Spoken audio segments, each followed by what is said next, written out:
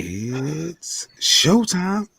Michael, Shawn, and the TakeOver Legends, where nothing's off limits. Free Agent Radio. Baby, tap in. Tap in. And good morning. Ladies and gentlemen, Free Agent Radio, Michael, Shawn, and the TakeOver Legends. Let me see if is that my phone? Oh, no, that's my TV. Hold up.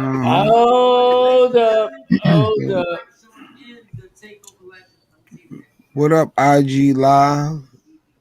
What up, Media Room 360, TV platforms, and of course, Free Agent Radio. All right, let's go, y'all. Good morning, Wednesday. It's hump day. Hump day. Hugger, hump day.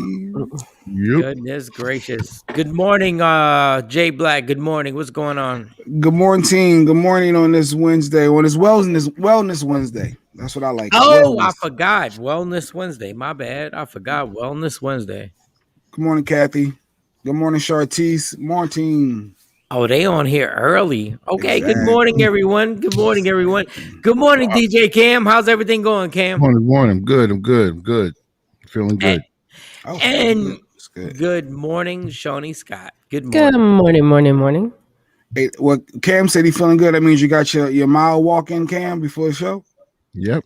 Nice. It was a little delay with the yacht, but okay. All right. No, every day we do the show. Y'all torture me. I can't stand this show. Every time we do the show, I gotta walk an effing mile.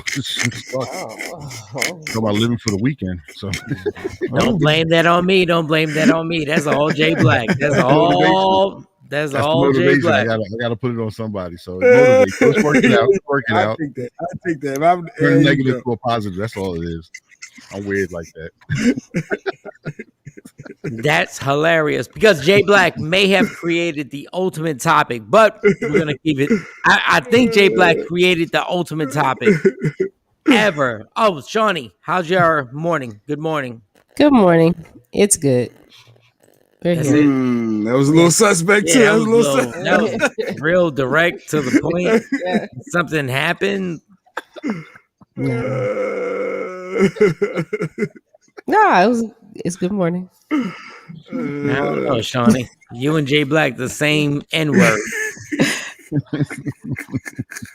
Like I understand Cam's situation is like I walked a mile, but y'all two, Jay Black and you two, I don't even know. Like y'all could have y'all can get on the show and just have shot somebody or something like,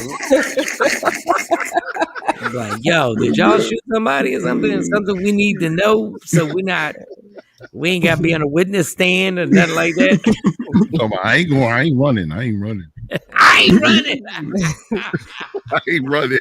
While listening for sirens. Right, who is that at the door? Who's that knocking at the door? Who's that knocking at the door right now? I was there.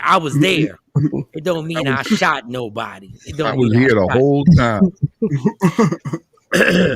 I don't know if I want to start this early in the morning. But this conversation right now has set off so much stuff. And I was talking to Jay Black yesterday and his wife. Okay, so I'm going to ask this question. The only person who has not heard this question is Cam. He's the only person that has not heard this question. So I was like, all right. We'll have Cam. So I'll start with Shawnee, and she can go all the way in. You're married, Shawnee. You're married. Okay. For 3 years. Mm-hmm. And damn, this is gonna be a long show. Okay. Something's going on. Golly, you gotta shake it off. Wait, did you get your black and mild? Did you get your coffee? No, I'm gonna get the black and mild, but I realize I'm not gonna be a part of this debate. I'm falling back on this. I promise you I'm going to fall back on this debate. You know what I know when Mike says that? Wait, before you even say that. You say that, but you might not say nothing. But emotionally, you be so invested. Oh, yeah, exactly. That's it. Every time you say that, you still have the same. You're just not as verbal, but here's why I have my coffee right now next to me, because I'm like, I'm not going to invest time. We're gonna do this early and then revisit the whole thing later on. So okay, all right, Shawnee, I'm gonna give you the The setup is this. You've been married for 3 years. Everything's been going fine. Mm-hmm. You get pregnant. Mm-hmm. You have the baby. Mm-hmm. And then your husband says, I need a paternity test. Mm. What do you say? Kathy? I say okay because that happened in real life. That happened what? It happened in real life. Not not Wait. not 3 years later. Stop for 1 second. Bring Kathy's comment back up because I would like to get into her like early. Mike can never shut up. Watch this. And Kathy. She already know the outcome. This She said, show is not scripted. This show is not scripted. I saw Titanic. I know the iceberg is coming. I know it's where the boat gonna crash. I already know. Kathy, you can never shut up. You can never shut up on the comments. All right. Keep the Go ahead, comments Shawnee. coming. Go ahead. Go back, Shawn. But no, we kind of had a situation like that with the baby. He didn't think it was the whole time I was pregnant. He didn't think that she was his until I had her. When she came out and he looked at her, he was like, "Oh," and then he told me, he said, "I really didn't think, she was mine." Wait, That y'all I had didn't this know how to do. y'all had this conversation while you were pregnant? No, he told me after I delivered. Then he had some doubt. Did y'all take the test? Well, we didn't have to. When he looked at her, he could tell she was his. No, don't do that look at stuff. the Don't do that look at stuff. No, Don't do that look. he's Shawnee, his. Shawnee, But yeah, but don't- he had some serious doubts, and I understand why he had the doubts because I had doubts too. I was sitting there trying to figure out how did this happen. Like Shawnee. we could have went back and pinpointed the day we conceived her. That's how crazy it was because we were splitting up. Why didn't y'all just take the test? Because when you looked at her, I mean, she looks just like him. Shawnee. But when you say y'all was splitting up, was there somebody else involved too? No, we were still living in the same house together, and nobody else was involved. But it was just we had only been together one time. Like after I had the oldest, then it was just one day that we connected. So that's why I said we could have went back to the calendar and said this is the day we conceived her. And after that, we weren't together no more. But Shawnee, why didn't y'all just take the test to make sure? Because she looks just like him. Shawnee, everybody looks like everybody. Mm-hmm. That's what, I mean, he was okay with that. She looks just like him. So he said once he saw her, then he was okay. He was at ease. Action said, was that before you threw gasoline on him or afterwards? Like, what was that before? I'm not playing with y'all. This was before. This was before the gasoline. Okay. So it was still a little bit legit. Okay. Yeah, It wasn't, the anger wasn't there. Shit. Yeah, because see, I stayed. We were really we were splitting up. And so when I found out I was pregnant, I was mad because I'm like, how does that happen? Good morning, Don. Mm-hmm. So, no. So I agreed to stay and then. You agreed to stay, but why didn't y'all make sure that it's his baby? She looked just like she act just like him too. That's his baby. But, I mean, well, I didn't sleep with nobody else, so it's his baby. But at that point, you're the only one that 100% knows that. Like if he had some doubts, that means he's not 100% sure, other than some facial features that could be. Well, he had doubts because we literally only slept together one time after we had the oldest. Because the baby came 15 months after I had the oldest. Okay, so I just want everybody on Freedom Radio and Media Room 360. I'm backing out. I'm just going to watch Jay Black. And so continue, y'all. Go ahead. Mm-hmm. Yeah. Go ahead, Jay. No. I was just wondering of the test. If he had any doubts at all, it's like, well, why not just go ahead with the DNA test? It's not like it's that difficult to do, especially nowadays. And I guess the question Mike was asking was, were you offended? But you wasn't offended because you knew that you guys were in the midst of breaking up, correct? I wasn't offended because, well, she sleeps, so I can say that. But listen, I wasn't expecting to get pregnant again. So, and I was like, how the hell this happened?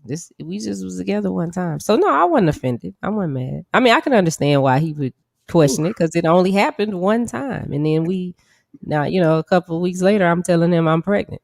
All right. Well, here's your favorite girl. Kathy said, "That's all it takes. One time." That's it. That's all it takes. That's y'all favorite girl. That's Yeah. y'all favorite girl right there. Kathy But said, no. "One time. One time. That's all it takes." And after 3 years, if he asks,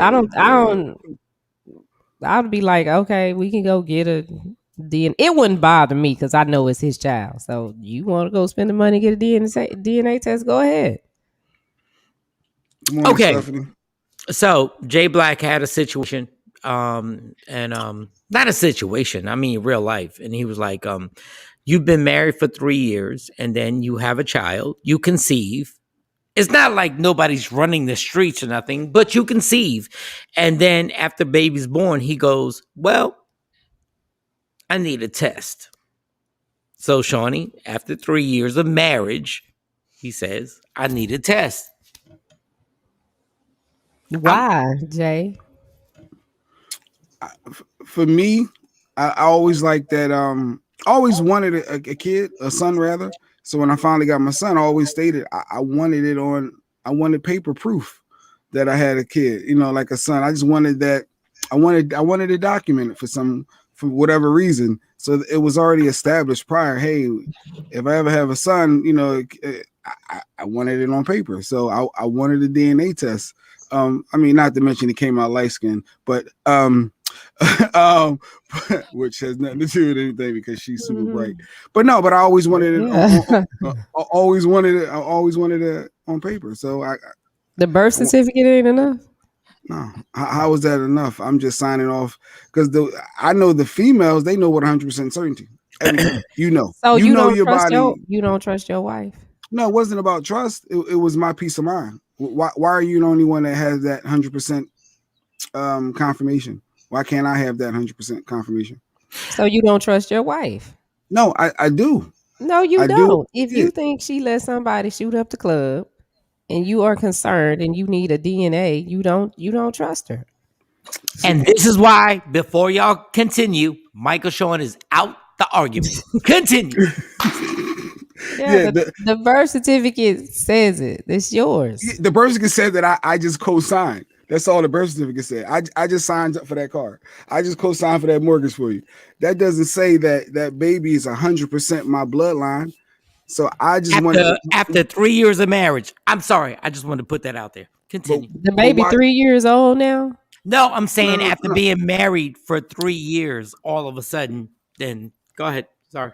I mean, we were together much longer than that. I think our marriage was about 3 years in at that point. But or was it even longer? It might have even been longer, 2012. Mm-hmm. So this was like for real, for real? Yeah, I got a DNA test. I mean, you're darn right.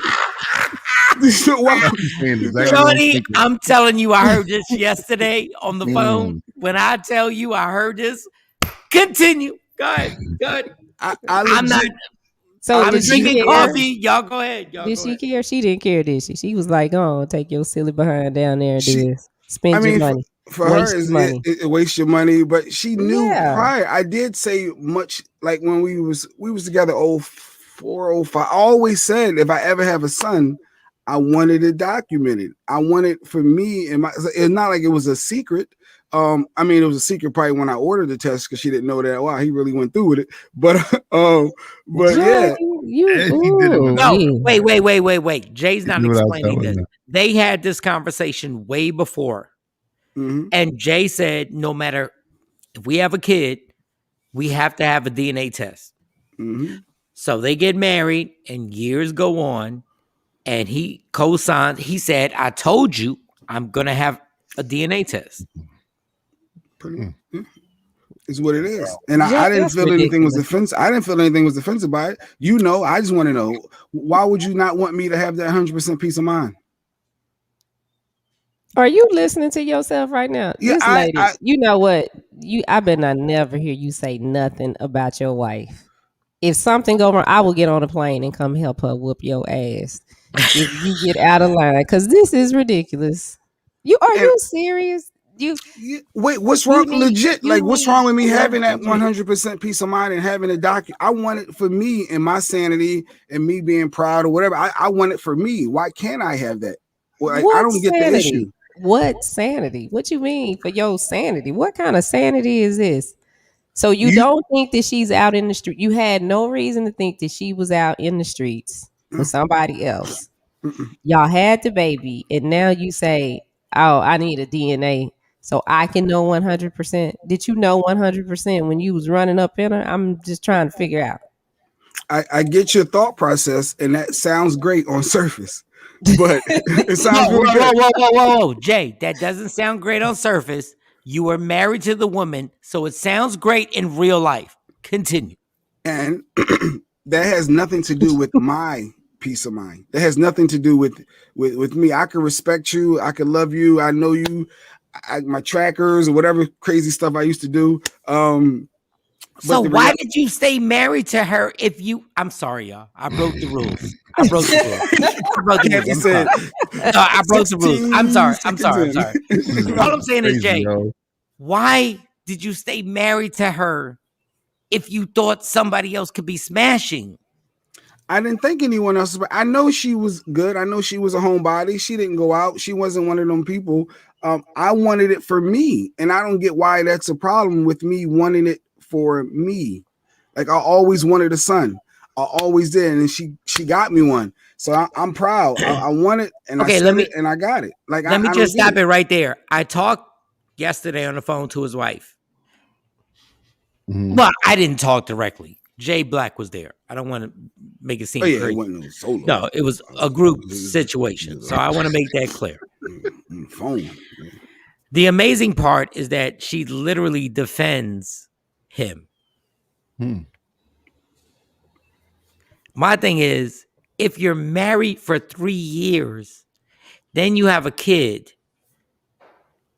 What you're saying is that for the last 2 years, you're believing that she could have been cheating on you. No, not necessarily. We'll keep going. No, I'm gonna stop right there because I'm not. So did you think it was immaculate conception, and you trying to find out if her and the Holy Ghost had the baby? No, because I get why she's not flipping out about you wanting to do a DNA test. I get that all day because it's like, you stupid. Okay, go ahead, go spend the money.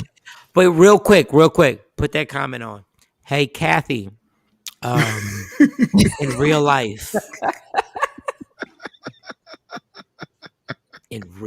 Kathy, you're a stupid dummy, Kathy. In real life, I will now continue. I'm the host of the show, so I have to say something. Let's look at Stephanie. Man, God bless my father, but when my parents divorced, this is a long one. Parents divorced. When I was 9, my father wanted that stuff done. I'm sorry. And I am his daughter. My dad's mother always would say rumors, and my poor mom had to deal with a lot. So when they finally split, we did a DNA test. Results 100% his daughter. I love my dad, but that was pretty hard to deal with. Okay, Stephanie, that is accurate. I love your comment right there. Continue.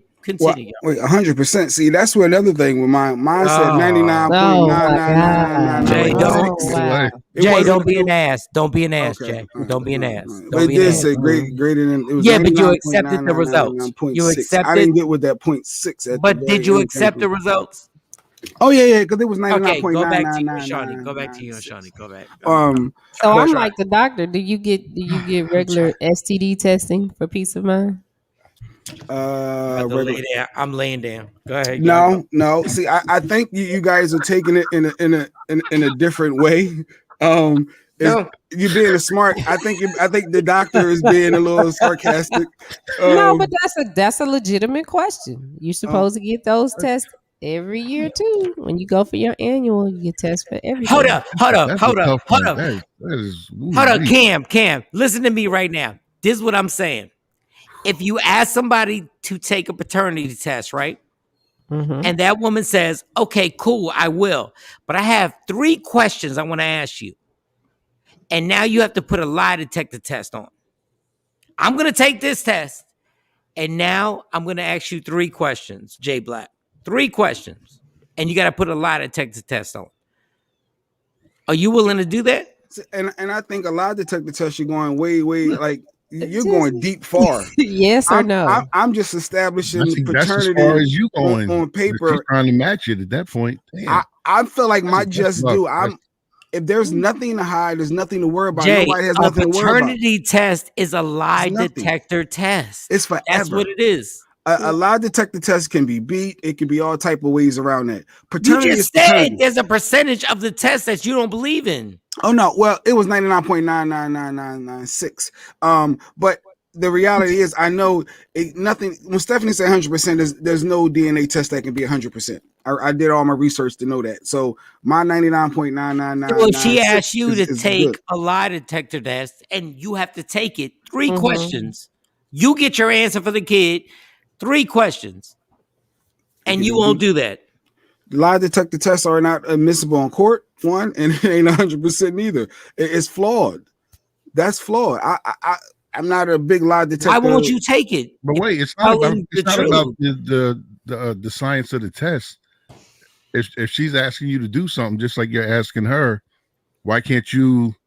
But we do realize that a lie detector test can be beaten, and it's not 100%. But you're not trying to beat it. Well, even if you're not trying to beat the test, when you're nervous, you to take it. If you're nervous, that can whether you can beat it or not is irrelevant. But if you're nervous, that can screw things off. Why would you be nervous? Why would you be nervous? Once again, it has nothing to do with that. She's asking you to take the test. So all that stuff, that's all your issues. We don't care about that. She just wants you to take the test, answer 3 questions. That's it. I don't believe in lie detector tests. But you believe in paternity tests. You believe in that. That's your DNA. Even though it's not 100%. You just said it wasn't 100%. That's one of the greatest high percentages. So you won't take a lie detector. It's more effective than a lot. It's 2 different worlds, in my opinion. So Jay, DNA is DNA. I just want to make sure you will not take a lie detector test, but you want her, after 3 years of marriage, to take a paternity test. Am I clear on that? She didn't have to take a paternity test. It just be swabbing my son's gun inside. All it is a Q-tip. I'm saying, go right inside the gun. I'm saying, but that's what you want her to do. Well, no, I did it. Well, she helped me, but the reality is, I didn't. She helped me, but can we just get a yes or no at some point? I'm not doing a lie detector test because I know. Okay, so you said no. So you said no. It's not accurate. You said no. A lie detector test ain't accurate. Yes. Okay, but you want her to take a paternity test after being married for 3 years. Yes or no? Yes. I want it for my. But she sanity. wants you to take a lie detector. You say no. No. Yeah, I don't a lie detector test for her sanity. You see how imbalanced that is? If it's something that I feel like is different, 7, Dr. Hall. I literally, I almost. But it's something for peace of mind at that point. It's not even about it being equal. That is amazing. You're amazing, Jay. No, I don't see what's wrong. The female, you guys know. Jay, you're asking her after 3 years of marriage. She didn't ask for a lie detector. Wait. You're asking her to take a paternity test, and then when she says take a lie detector test on 3 questions, you're saying that's different. How is it different when you're asking her to prove that's your kid? It's different because the DNA for a human being, Mike, is there. Yes, is what it is. There's no dancing around that. There's no. Could you beat this? Could you be nervous and then your bloodline and then that's not act? No, it's none of that. It's none of that. It's no stick. Just you waiting for somebody to tell you the results. The results are the results. Oh, she agreed to it. She agreed to something that deep. She agreed to it. And all she's saying is put a lie detector test and answer 3 effing questions. She agreed to literally sit there and go like, I'm going to prove that this is your child. All I want you to do is answer 3 questions. No, that never happened. I get the hypothetical, and I guess if I was faced with that, I deal with it on that time. Don't give me that passive. I get the hypothetical. All she's doing is saying, "I will make sure this is your kid." Now answer 3 questions, and you're like, "That's different." Why do you? I don't know why I got sucked into this. It is different. Shawn and Cam, y'all do it. I'm not doing this. I'm not doing it. Y'all do it. Y'all do it. We got our resident attorney. I see our attorney Leah Frazier in the waiting room. Bring Leah, please. And I'm done. I'm not. Leah Fraser. Leah, I promise. I'm not. I got too much in my life that goes on. Leah, listen. This is it. Jay, Good morning. Good morning. First of all, congratulations on everything that you're doing. Amazing. Just amazing work. Your mic is muted. Oh, yeah, my mic is no, it was Leah's mic. I was backstage. Sorry about that. All right. So Leah, congratulations. Everything you're doing, amazing work as usual. So, and I'm going to shut up. I'm going to duck out and smoke a black and mild because this is amazing to me. So, Jay Black in his mind thinks after 3 years of being married, we have a child, a blessing, and he wants her to have a DNA test. He wants a paternity test to find out he's the father. All I asked was, okay, then when she says, put a lie detector test on, and I have 3 questions for you. Does that sound fair? If not, maybe I'm wrong. I think it sounds fair. I mean, I think you asking 3 years after being in a hopefully committed and monogamous relationship for a paternity test from someone that you're sleeping with kind of puts a seed of doubt or distrust in there. So if I'm not saying to go tit for tat, but if she were to do that, no, but if she were to do that, why would you get upset? You've asked almost literally the same thing of her. It's almost the same thing. It's identical to say, is that my child? Take this lie detector test, to figure out if my DNA matches up with the child. Don said he need one after this. No, but Leah, the thought process wasn't Mike just came up with this hypothetical of a lie detector test. It was just more so of the woman knowing 100% that baby is who it is. They know who that baby is. After 3 years of marriage, Jay, you've been married for 3 years. For me, you've been married for 3 years. So that means you're saying she was smashing. You think in your mind she was smashing somebody else. Why can't I just want documentation proof for me to have to be a proud parent? So why can't she get documentation? Why can't she get documentation on 3 questions and put the lie detector test to your ass? You do realize a lie detector and DNA, they're separate worlds, Mike. They're 2 separate lanes. No, they're the same thing. There's still room. Everything's not perfect, Jay. Either one is not perfect. Is a DNA more accurate than a lie detector test? You just say yes. Just say yes, Mike. No, you just question. Jay, just 7 seconds ago, you questioned the percentage. Like, well, I was. I mean, I was a little bit playing with the 99.99996, but the reality is, Leah, Jay, no, shut up. What's more accurate? No, what's more accurate? A DNA test or a lie detector test? We don't even know. We don't even know. All I know is a lie detector test is not admissible in court. Well, Jay Black. How about that? My point is, you won't even take the test for your wife. I may if I was faced. No, you said you may, and you said she has to. How about this? I would consider it if it was something that she was that passionate about. How about Jay? That? You said you may when you made her take it. Well, it's not her. It's not necessarily her taking the paternity test, Mike. It's just the kid and the father. It's just me and the baby. That's it. All right, Leah, you talk. I swear on everything. I'm out. And I wanted my documentation for my satisfaction, for my proudness, for me. Leah, deal with this irrational person. Go ahead, Leah, why can't I be 100% certain as the female? Is there any I don't see. I'm out the picture frame. I'm out. Being from a lawyer's aspect, there's nothing legal. Legally, a DNA test is more effective than a lie detector, if going with Mike's theory, correct? First off, and then you can answer the other part of what's wrong with me having that documentation for me. I mean, I would say that a DNA test is more accurate just because people throw lie detector tests all the time. So there's ways to, level out your heart rate and do certain things so that you can still lie and still pass. So that's why they say it's faulty and inadmissible in court at times, because they know that people can go in and throw the test. However, I am on Mike's side saying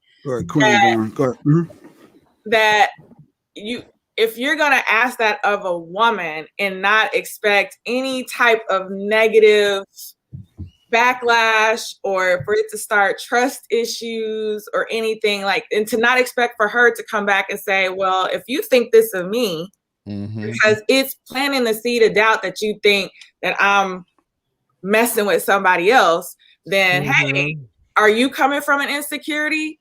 So let me put you under, like, even it doesn't matter the inaccuracy of either one. I would feel more comfortable if you do a lie detector test now, because if you coming at me like that, are you cheating? So would it change things if I said this prior to us being married when we first got together? And this is something that I said from the initial. You're not gonna pull. I'm not pulling anything. This was the reality. This whole situation was based. No, this whole subject was based on. I'm back in the box. This whole situation was based on being married for a few years. So don't change it. But this is my truth. No, your truth was you was already married. You was already married. But prior to that, Mike, this was like I've had this conversation with her prior. I've said this from the door. It's not like I just popped up 3 years late, three into the marriage and the baby here. And like, hey, you know what? Let's get this test. No, this was said prior. It's like Jay, when I first got with you, you knew this. Before they got engaged, Jay said, if I have another kid, you're going to take a paternity test. So after 3 years of marriage, he said, yep, I told you. But is that right? I just read that comment. Y'all don't understand. I said this prior. In relationships, you have different things that you say and you put out there. That's not like something was a surprise. Surprise. No, I wanted it and I got it. And I literally, I might even just send it in because Queenborn don't think it's real. I might even send in, I still got of course, the results and everything. And it tells you I got everything. I legit did this. And she actually helped me with the cotton swab of my son's mouth. Yeah, because she's amazing. Because she's amazing. She's amazing because any other woman who wasn't riding with you like that would have cursed you out and be like, I've been here and rode out with you, and you're still stuck on your insecurities that happened from another relationship. Right. Yeah. And she knew she had nothing to hide. So it's nothing. Yeah, she know. Yeah. I mean, she go from the Dollar Tree to supermarket back home. She doesn't go in. I know. I'm not worried about that aspect. I wanted it for me, and I felt like, what was the big deal with me wanting that? She had her 100% certainty. Jay, how good a mom is she? How good a mom? She's amazing. She's amazing. She's amazing. How good a wife is she? How good a wife is she? Over the top. So at a certain point, do you think your insecurity should have been like, my bad? No. Did you say that when the results came? I said this prior, Mike. This is not new. I don't care what you said prior because you thought everybody was a trick ass whore. That's what you thought. And then she proved you wrong. It wasn't about proving me wrong. I just wanted my documentation. So if it wasn't about proving you wrong, what was it about proving? Me being a proud father, wanting my documentation over finally having a son that I always wanted my whole life. Jay Black, and she gave it to you, and you still wanted her to prove what? The trick ass whore thing wrong. No, that wasn't it. Leah, everybody here, what was she trying to prove? Wasn't it? I wanted it for me. She wanted you. You wanted it for you because you're the one who went through what you went through. She had to prove to you. She had to prove to you that she wasn't what you went through before. Mm. Y'all can act like I'm crazy or got different. No, nobody's acting like you. No, just admit that what you did. What went on your past is what she had to prove wasn't happening now. It's not you looking crazy. It doesn't change the fact that this was said as we first started dating. No, I don't care. When y'all first met, you were super insecure. You were super scared that something. Love you, Stacy. That you were super insecure on that was going to happen again.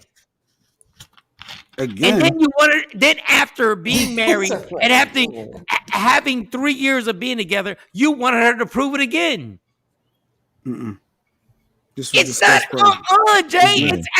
You now want listen, Mike. It does change the circumstances that he did tell her before. So I know. Because then at that point, you kind of agreed to go through with this, whether it was now 3 years, 5 years, 7 years, 9 years, whatever it was. He did make that a contingency of he made it a contingency of the relationship. She agreed to it. So at that point, you knew that this man was going to ask for this. So could you really get upset? No, regardless of the amount of time that has passed. I understand what you're saying. Whether it's rational or not, because I don't agree across the board. I made that very clear. All I want to say is make sure that when they were together, that she said, no matter what, you have to take an STD test every year because something happened. And then 3 years into the marriage, she says, okay, come on. Need the STD test again. 4 years, need it again. And then you start saying, I'm not doing nothing. Would you take the test, Jay? Yeah, if I knew that prior, and that was I knew whatever the and she said forever, we're gonna keep taking this test forever because I'm never gonna get over what happened in my past. Mike, yes. If I knew this prior, this was the scenario. Yes, I knew this. This was what we discussed. And if she wanted me to take it, I ain't got fine. I take the test for that. I knew this prior. I knew what I was getting into from the beginning. Okay. I can't. If you happen to get blessed again and she gets pregnant again, you gonna make her do it again? I don't know how. I don't know. I can't believe you, Jay. Sometimes I can't. Honestly, I don't. I can't believe you. Probably not. I can't. I don't know. Honestly, I can't speak on that. No, I can't believe you. No, I can't. I can't believe you though. I can't believe it. A human cavity. I can't. Sensitive. Wow. Y'all can act like this. Thank you, Leah, for acknowledging that it was discussed prior. I appreciate that because that's what. No, she didn't agree with you, Jay. I didn't say she didn't agree. I said she acknowledged that the fact that this was discussed prior. Why did you marry her if you still thought she might fuck somebody else? Why did you marry her then? I did not think that was the case, Mike. Why are you asking her after I wanted it for me. I wanted my 100%. Wait, that means you still think she could have smashed somebody else. What is Stephanie saying? Oh my God, why did I? She said, "Real talk. She proved her love to you, to be subjected to that. Man, that makes sense. You lasted 3 years. That's insane. If that was asked to do prior, then shit, just do it. Then when it's fresh after 3 years, I think honestly, it took you 3 years to get the results. Where's she at? He probably will not because he's mature. LOL. Oh, she being funny. Oh, yeah, Stephanie got jokes. Steph got jokes. No, my whole point to this thing is you're with the woman for 3 years, so you're married to her. So when you get the blessing, you go like, okay, I still need a paternity test. So what is the point of being married to her if you think there's a chance that she's smashing somebody I just else? wanted documentation for me and my records, man. I wanted that.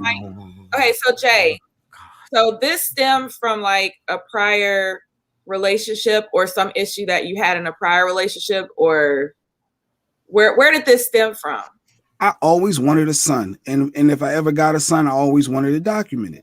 It was for me. I always wanted that. So yes, have I been in prior relationships where, as Mike described, there was some concerns? Yeah. Jay, so you're saying if you would have had a daughter, Jay, no, let me hear Leah. I want to hear Leah. No, I just want real quick. I'm gonna give Leah the floor. You're saying if she would have had a daughter, you wouldn't have asked for it? Mike, I always wanted a son, so I don't know how I would have felt about another girl. I already had a couple girls. I really wanted a boy. But go ahead. Go ahead. And I always said this from the door. If I ever have a son, I wanted it. It's for me. It's for me. So You can't question it. But go ahead, Leah. Go for it. I'm trying to see where you're going, Leah, because I was trying to go with you, and then you just went left. No, I'm trying to understand. You just went left. That it was A boy. different. I always wanted a junior, like a seed, and like I always wanted the boy. Always wanted a boy. So no disrespect to the girls, but I just always wanted a son. And I always said if I ever got a son, I wanted that documented. I wanted it for me. If I said if I have another kid, if it's a son, I want it documented. So it's okay if you had a daughter, you won't have a paternity test. I may have. We don't care if the dude. I may have. I was just more excited. I was more excited about the boy at the time, Mike. And then when the doc said it was a boy, this is why. This is go. I'm at a loss for words because then that just throws out the whole argument, the whole theory. If it changes for a woman, if it changes for a girl, then that just throws out the whole theory. I was trying to figure out, okay, what's the root of the issue? Now I don't know what the root of the issue is. I always wanted a boy. And I said if I got a boy, I wanted it documented. Oh my gosh! But you believe all the girls are yours, yeah? Or you didn't care about? No, I believe getting they were that mine. documented. But you didn't believe you didn't believe the baby boy was yours. That was earlier on in my life. So my son is many years apart. Is a good. Mm-hmm. So when your son was born, it's like a good 12-year gap. When y'all were in the delivery room and the son was born, did you believe he was your baby? Well, at first it came out too light skinned, but my wife is really, really bright. When I was like, wait, you should be a browner than this, dark as I am. They don't come out. I know. When they come out, Jay. Okay. I was like, wait, that's a light skinned forehead. Wait a minute. But I understood how that process works. With my wife being as bright as she is, really, really light. But of course you see the features. I don't ever get the whole feature thing. Every baby I feel like feature, this person look like that and whatever. I just wanted it for me. She knew 100% certainty. Every female knows 100% certainty. Some of them know who their baby dad is. In theory, the woman knows. They have that. There's no man that has that 100% certainty. None. With 100%. I wanted that documentation, and I felt no. I knew Autumn and Akela 100%. So don't speak for men. Speak for your dysfunctional ass. I don't know how you knew. No, speak for your dysfunctional ass. Don't bring this on all of us. Autumn and Akela, I didn't need a test or I forgot they weren't boys. Yeah, they're not boys. Mine were boys, and I forgot they weren't. I forgot. Been through in J Black's world, if they're boys, they need to be documented. I wanted it. So I just want to make sure. I wanted it. Those 3 girls upstairs, good. We're good. But I forgot they weren't boys because boys need to be documented. So go ahead. Dr. Hall has a question for Leah. She says, Leah, J. Black does not consider the birth certificate confirmation or a legal document. Can you speak to this? So is his marriage license legal documentation? Yes, they're legal documentations. Jay, I don't understand why. I understand that you dispute paternity, but it is legal. If your wife has the child and you're on the birth certificate and you want to figure out paternity, you have to file a court case for that.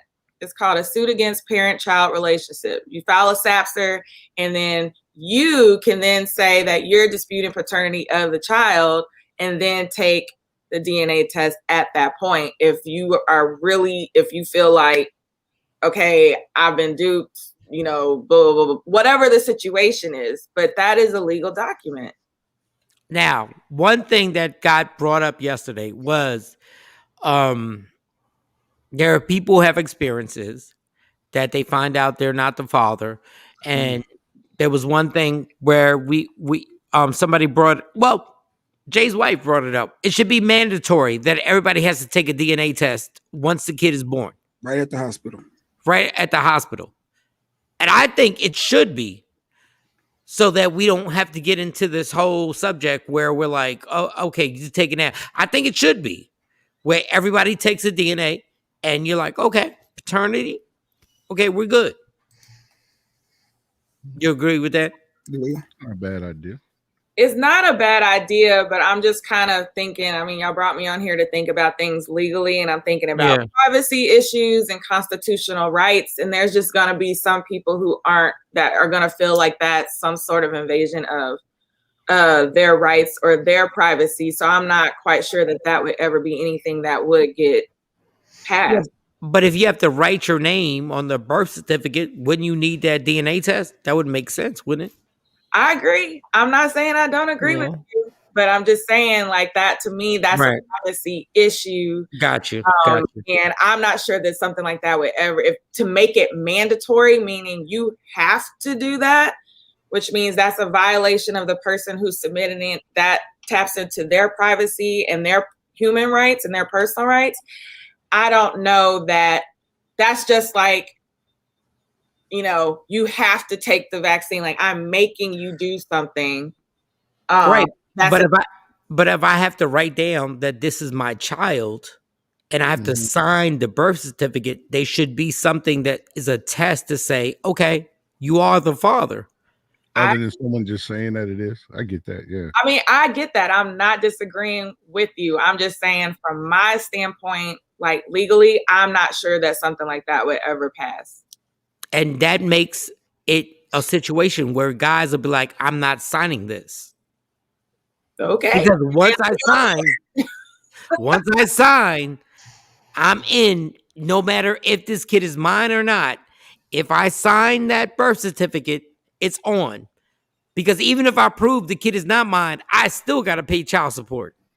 Yeah, Dr. Hall is correct. So she said no, because DNA testing is a medical procedure. You are making a person do something without consent. You don't have to sign a birth certificate. So to my point, making DNA testing mandatory because it does fall into that category, that is a violation of a person's rights, to say that it is mandatory that you have to take that.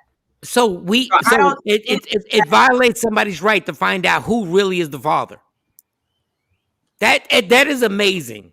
That is amazing in life, to sit there and go, it violates somebody's right to find out who really is the father, Dr. Hall.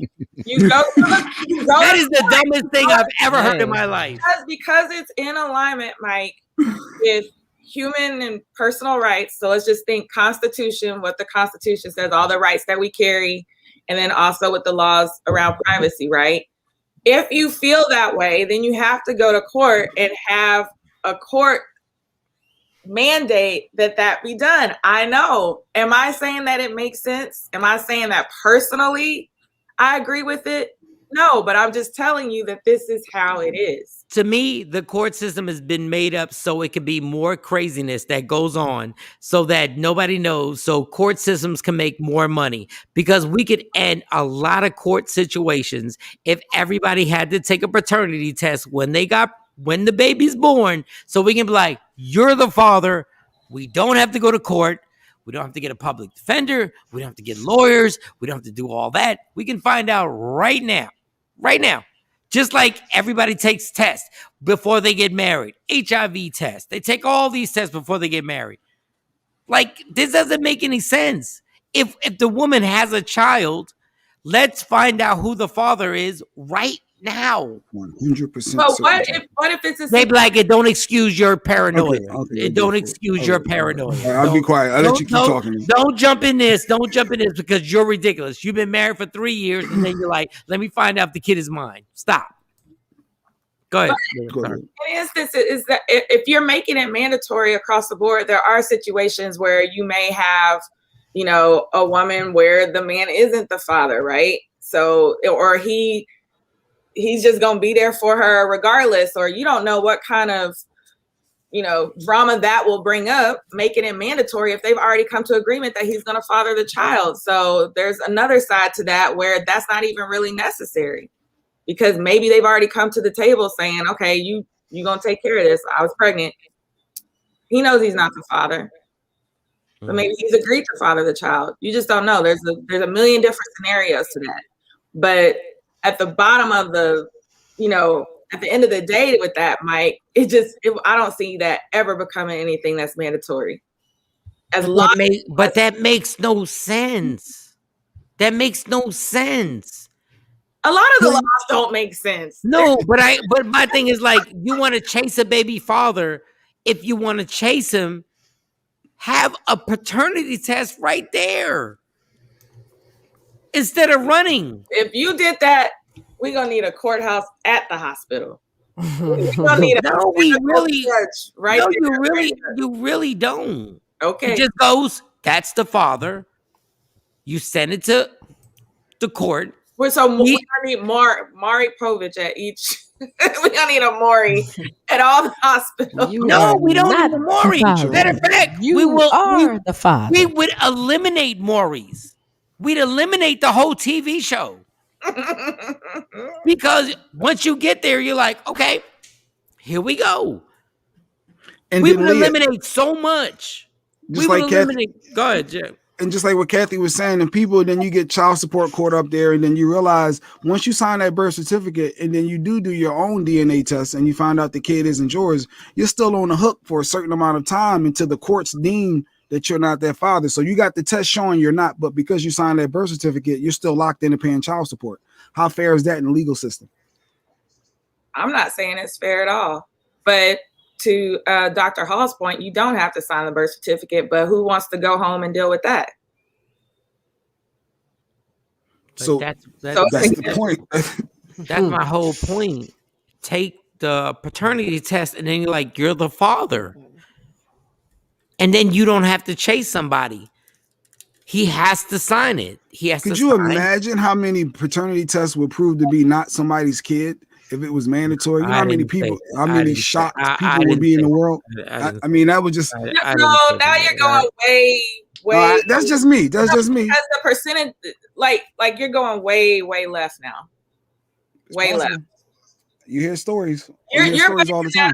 You're basing that off of your assumption currently and your insecurity that this is a question. Like, I would need to see research that you've gone out and done and said, I pulled X amount of men and 99.9% question the paternity of their kids before I can jump on that train with you. Okay, so we can from one person's perspective. But Leah, we can end all that. When the kids are born, they get tested for a bunch of diseases to find out if they have it or they don't. Why don't we do the same with paternity? Like we take a gang of tests to find out if a kid has this, if a kid has that. So why don't we find out if the father is the father? It's so simple. I get it. I'm not arguing with you. I agree with you. However, I'm just saying it'll never happen because they view it as part of your human rights to say yes or no, whether you want to have something like that done personally to you. It falls in line with your privacy and your human rights. If you don't want to know who the father is, how do you get the right to chase down the father afterwards? But when they chase him down, don't they have to do paternity? Exactly. Then when they do that, the first thing they do is take a paternity test. That's the first thing they do. This is mind-boggling. It is backwards. So if you want to know the dude, take the test in the beginning. First of all, number 2, Jay Black, this has nothing to do with this. All right. Don't join. I like how it's going. I just like how it's married for 3 years. Go ahead. Keep going. Don't worry about me. Don't worry about me. But when you when nobody knows who the father is, then the first thing they do is force somebody to take a paternity test. That makes no sense. That don't make any. Then why did you do it when he was there, or allegedly there? Like I did. Goodness gracious, that doesn't. But Leah, I know what you're saying makes total sense, and I know about the law. I get it. I'm not arguing with you. I get it. I understand. It's it's some stupid dummy stuff. It's so stupid. There's a lot of stupid dummy laws, like there's a lot of them out there. So I'm not saying that it's right or wrong. This is just how it is. And it's set up that way. I don't ever see anything like that ever becoming mandatory. Well, Jay got the heat off of him. He changed it into this subject because we already know. Okay. So, I know you got stuff to do. So she got a women's conference, I believe. She has a big deal coming up. I'm speaking today at a women's summit. So I'm headed out to actually go get my makeup done. So I don't have to look like this. Hey, yo, Leah, I would give you $100 I would give you not that's a lot of money, but I give you $100 if you got in there and I was just talking to these dudes and I want to know if y'all bitches ever got pregnant. Would you want the paternity test to happen right there? I'll ask. No. But I need you to say it just like that. No, don't say it. On don't camera? Say it. Oh, man. Yeah, don't say it. Don't say it. That'd be hilarious. And if you clapped your hands and you're like, if y'all take the test. Why not? Don't do it. Don't do it. You got to get to it. I was trying to ride with your insanity. I really was until you said that girl versus boy. Yeah, once you did that, once you said you weren't gonna work, I may or may not. I wasn't sure. That may or may not. That's what that means. Yeah. I couldn't ride with you anymore. I tried to be Team J Black. I couldn't. Right. Leah, he didn't even say that yesterday. He caught me off guard today. I didn't even know he was going to say that. He held back. He didn't ask me that yesterday. Yeah, so I don't know how. I didn't know I didn't know there was a difference. I had no idea. Thank you, Stephanie said me too for real. Yeah, I saw Stephanie was converting over, and then she's like, "Wait a minute, boy or girl is different." I just something different with boy. But thank you, Leah. We appreciate you as normal. Thank you guys. Have a great. We love you, Leah. We love you. Thank you so much. See you later. All right. And it's, Jay, you should really be embarrassed. No, I'm really. I cannot believe he's not though. He don't. I know. I'm proud of my DNA test. I'm proud that I always wanted one, and I'm proud that my wife gave me a son, and I'm proud that we had a healthy boy. There's no difference between you cannot. Well, you did. In real life, there is no difference between having a daughter or a son. And the fact that it was because it was a son, things had to be done. Jay, I don't give a what you wanted. Yeah, you got that's the thing. daughters. That's for you to each his own. How do you feel? How do you think your daughters feel about how you feel about this? How do you think your daughters feel? They know I always wanted a boy. Remember, it was a big gap. So the son is more important. 8+ year. So the son is more important. So nobody's saying anybody's more important. I'm saying for me personally, I always, then I'm sure Dr. Hall, it's Wellness Wednesday, but I got a feeling Dr. Hall, she's in the waiting room. Hopefully we move on. But I got a feeling you said the reason why you wanted documentation was because he was a son. I always wanted a boy. Yes, Mike. I always wanted a boy, and I always said if I ever have a boy, I want the DNA test to show I got my boy. This is mine. This is me. I always wanted that. So you didn't want that documentation on your girls? I already had 2 girls at that point. No, so after you didn't want documentation. Jay, listen. You didn't want documentation on your girls. After I had my 2 girls is when this. No, the first one. Give me the first one. The first one. Did you want documentation? No. That wasn't the thought process for me. I wanted a boy. It came out a girl. I was happy to have a girl. Second time, it was another girl. So you didn't need official documentation on your girls. You needed it on your boy. After my second girl came, I said, "Man, if I have a boy, this is what I'm going to want." And I manifested it. So that means you didn't want to. You didn't care if the girl wasn't yours. If I finally got the boy I wanted, this is the steps. I wanted to have a DNA paper to show I finally got my boy. So what if you found out today that the girl wasn't yours? What if you found out today that's not your child? Here you go with more hypotheticals. It's Wellness Wednesdays. We had Dr. Hall. You need to talk to somebody about that. That's crazy. That's crazy. As a friend, that's crazy. All right. I mean, I got my thoughts. I got my beliefs. And you don't have beliefs. You have dysfunctions, and you think because you're dysfunctional. Is dysfunction because you disagree? Dog, you can't put your son on a higher pedestal than your daughters. Who said I did, Mike? It You was just- after the fact. You are. You just No, did. I'm not. I already Jay, had my you 2 girls. did I'm not. not going to circle Okay, back your- and say, "Oh, okay, your first girl. Did let me you get need y'all. Let me get y'all documentation? swab. Let me get First that of all, swab. we're talking about documentation like they're dogs. But documentation. Did you need proof that your first daughter was yours? Read that comment. There's kind of When he had his girls, he wasn't as damaged as he was 8 years ago. So what if your boy would have been a girl 8 years ago? I don't. Would you have still wanted a DNA test? I don't know. I was so excited, always wanting a boy.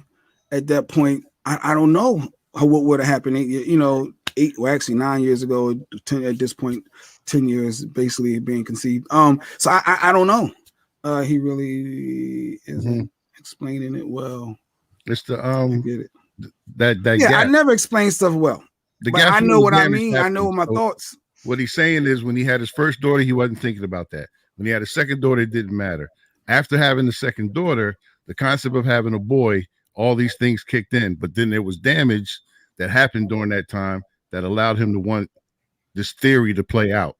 That wasn't there, going right. I understand prior, that. 10 years back. But if he would have had a girl, would he have been like, "Hey, we got to get this DNA because I want record and I want proof that this is my child." If it were a girl, That's where the wish-washy came in. Yeah, he keeps stressing, my boy. I always wanted a boy. Well, what if he would have got another girl? I don't want to keep the good doctor waiting. No, if you would have had a girl, would you have wanted? Would you have already wanted the same documentation, Jay? I don't know how I would have felt at that time. I'm being honest. I Jay, know for sure I how was are you being excited. honest? I was excited and always wanted a boy. Jay, after that point. okay, so we get that. We get the whole thing about your son. If you would have had a girl, Thank you, Lady Q. Thank you, Lady Q. If you would have had a girl, would you have wanted the same thing? He would have wanted a test. That's my wife right there saying that she think I would have wanted a test regardless, and it's possible, and she knows more. Yeah, so I'm going with Lady Q. Yeah, I mean, generally she's. I think any kid with his blood pressure when I got pregnant, he would have wanted. No, I get it. No, I don't believe that. I don't believe that. Because he said it 17 times. When you're excited for something, you always want something, and you Jay, you act like door. It was no surprise. I said this from the door. Hey, if I ever have a son, I want to document it. I've said this from the door when I met her. I said it from the door. I ever have a son, so you wouldn't have wanted it. If I always wanted a junior, and I didn't even go with the junior route because my name, because of the world is so racial. I didn't even go with the name Jamal because I didn't want him tainted and not getting jobs and people get. But that's a side story anyway. Here's a side story. Do you ever think your daughters have any animosity because of this? No, I don't think so. I'm just asking. I'm just asking. I don't know. Wellness Wednesdays. Well, we just gonna bring the doc up because she gonna chime in just on this. And I'm falling back. I'm falling all the way back because. Well, without further ado, here's Dr. Kanisha Hall. The good doctor. Because listen. I'm as dysfunctional as Jay Black is. I'm as dysfunctional. No, Shannon, move me. Oh, wait a minute. 1,000%. I'm not doing this. No. But hold on, Shannon, what's up, girl? Hold on, Doc. No, do not. Wait. Relax for a second. Relax. Relax. My blood pressure is up. No. Relax. But no, because we're gonna beat Jay Black up. So relax. No. Relax. And I like the doctor, so remember. No, I understand it. I'm just saying there are some points when we cannot keep saying from what happened and stuff like that. Like, you can't make this emphasis on it's simply because he's a boy. And that's why I needed this test. Because I'm not done. Wait, chill. You can't say because the reason why I needed this documentation because I always wanted is a third grade attitude. I always wanted this. I always wanted that. You got daughters. You can't say because I always wanted this that a specific thing has to happen because it's a boy. Doesn't matter that it's after the fact. After the no, girls it are here does and it's not over? because you're degrading, you're devaluing the daughters that you have. I'm taking these steps because I have to have this boy. So it's after the fact. Okay. The thought process came after the girls. So I'm about to lose it. But did you here's go back my and have favorite DNA doctor. test on him? No, because there's no need. Like I mean, No, there's certain reasons why I don't need to. I'm gonna say this, and I love Jay Black. He's my brother, but Jay Black has created an environment where he gets to do this stuff and it gets to be okay. And he's created a whole system where it's like everybody agrees with that's not. And I know you're like, no, I just wanted a boy. I Who would did. have It cared? happened. Dog, but you Go can't for it. treat the birth of a boy differently than you treat the birth of a girl, even after the fact. Your excuse is after the fact. Yeah, but then all of a sudden you need a paternity test because it's your boy.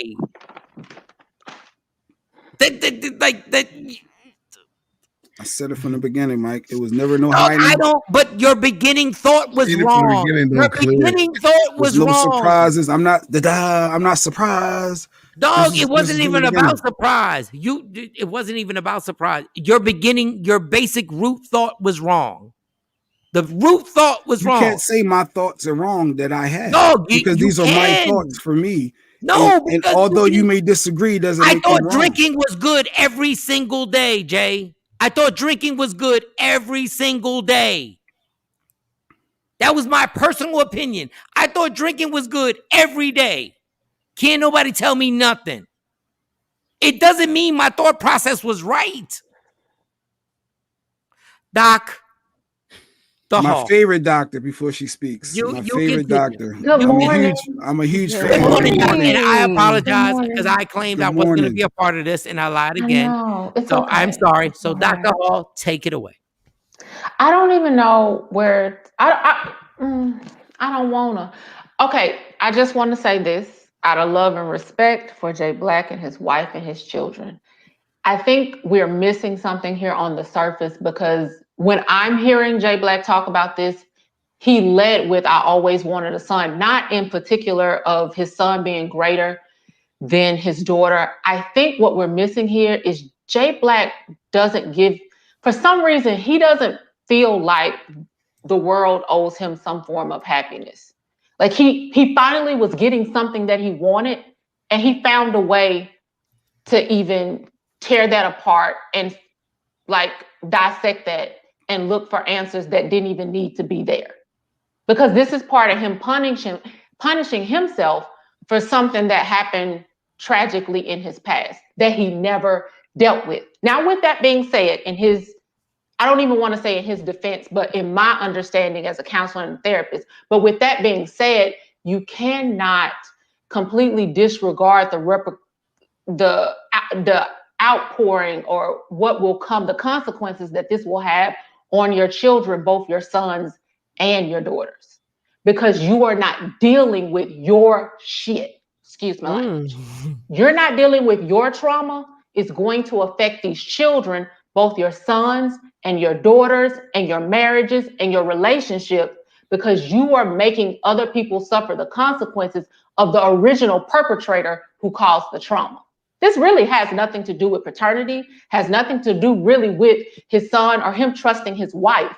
This has to deal with him not dealing with his trauma. And that's all I'm gonna say. All right, Jay, is your favorite doctor? Ask the question. I Wellness Wednesday. I mean, I don't have a question related. I mean, she says some things that, it makes you say, okay, I'm listening. That's right. And he's going to continue to sabotage this until he recognizes this pathological behavior. The pathology in this is that it's not logical. Okay, from a medical perspective, we know how babies are made. The woman has an egg, the man has a sperm, they meet, they make a baby. The only reason you would need to question paternity is that you think there's another egg, which we know it's not so because it came out of a woman, or there's another source of sperm. That's the only reason that you would question paternity. That's logic. That's science. That's it. So to require this DNA testing, that means you don't believe the sources. You don't believe that water is wet. You don't believe, grease is greasy. Like, you don't believe what's in the sauce. So me wanting it and saying it prior to many years ago.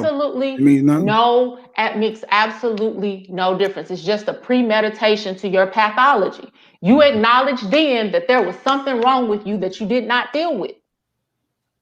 For you to have that thought process and you to go into this marriage with these, and I'm sorry to say this, but your wife is enabling this behavior to allow you in your pathology without dealing with the root cause. And this is going to continue.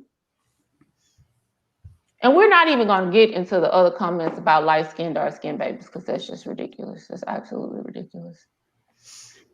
Yeah, I legit wasn't sure about that. I thought since I was darker, the baby would be browner. I refuse to believe that you were the same skin tone when you were born. Yeah, you didn't come out chocolate. No, it was just my initial thought. Like, wait, why is he so light? It was like, wait, he should be browner than that. But like I said, my wife is super bright.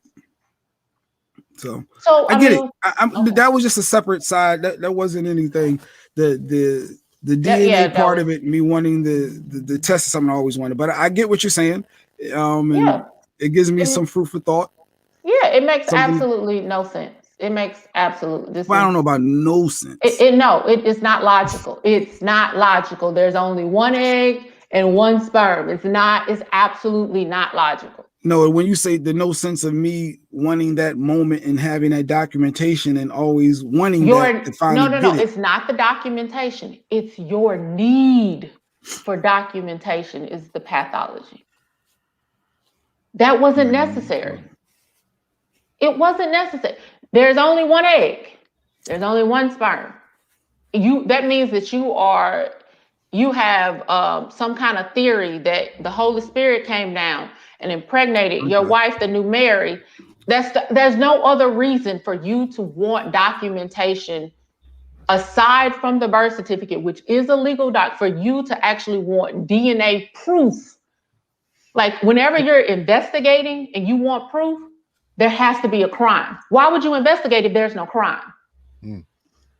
Nobody charges, people, or we're not in an investigation if there's no crime. Innocent people, I will admit, this is the thing. Innocent people do get charged with crimes, but there's nobody being charged if there's no crime.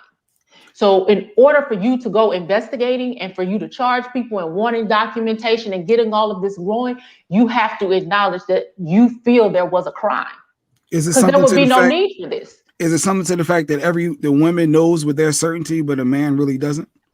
What do you mean? Women don't know with a certainty that they're pregnant. Like, we take all of these tests. They're like, oh, am I pregnant? Like, I feel different, but am I really? Like, it's not like as far as whose baby it is. Whose baby it is. Like, so the saying is, mama's baby's daddy's baby. Okay, just because we're the vehicle by which the baby comes out of, and that's all to it. But there's no other way whatsoever unless you are assuming there is a crime or there is something bad at play. The only way that babies are made is that a woman's egg came in contact with some sperm and made a baby. Gotcha. That's it. That's it. I just wanted the man to be able to have that same comfort as well. I just thought men should have that same, we're not the vessel, but should not feel that same comfort level to know that this is my seed, just like you know that that's your seed. I mean, I know that's my seed because this baby came out of me. Mm-hmm. So these are questions you need to ask Madam God, why she chose women to give birth to babies and not men. However, there's still no need for further investigation and documentation unless you believe there was some other way that this child was created. Okay, Doc, I do agree. If you're just dating, I need to have documentation. If we were just getting together and we were having a good time, then I need documentation. If even if we're just boyfriend and girlfriend, I need documentation. My only point was, if you've been married for a certain amount of years, then what you're saying is that I believe there's a chance you could have been having sex with somebody. That's when it goes different. Because then what was the point of being married if you thought there was a chance for her to be? Now, anybody who's just dating, anybody who's just having sex, anybody who's boyfriend or girlfriend, all that other stuff, like that, I don't care. I believe I need to know. But if we've been living together and been married for 3 years, then I understand why a woman would get mad and be like, wait a second, we've been married for 3 years and now you're asking me if I was smashing somebody else? So what was the point of us being married? So we're saying the same thing. Yeah. I mean, even if you have some reason for doubt, if you believe you're not that only sperm contacting with that only egg, if you have reason for doubt, then yes, investigate. But if you don't have reason for doubt, then you don't have reason for doubt. Like if you need, I don't have a problem with the request for confirmation. Just acknowledge your reasons behind it. You're not just going to ask for DNA and you have no shadow of a doubt that this is yours. Now, unfortunately, we live in a society. Unfortunately, we live in a society where my common sense will be shown to be naive, because there are tons of people who wind up being there and go like, we've been married for 3 years. There's no way you would cheat on me, but you did. And there are tons of fathers who are taking care of kids who ain't they kids. So on the flip side of reality is that there's a lot of trifling ass people who have sat there and taken vows and been married for years. And then come to find out the child I've been raising for the last 5, 6, 8, 10, the child that I went to their high school graduation wasn't my kid. So on the flip side of that, there's a lot of nonsense that goes on that I can't just say. See, I know Jay Black's wife and I know Jay Black. So I sit there and I'll vouch and I know, but I can't do that for every relationship, because there's just trifling people out here who will sit there and let another man raise a kid.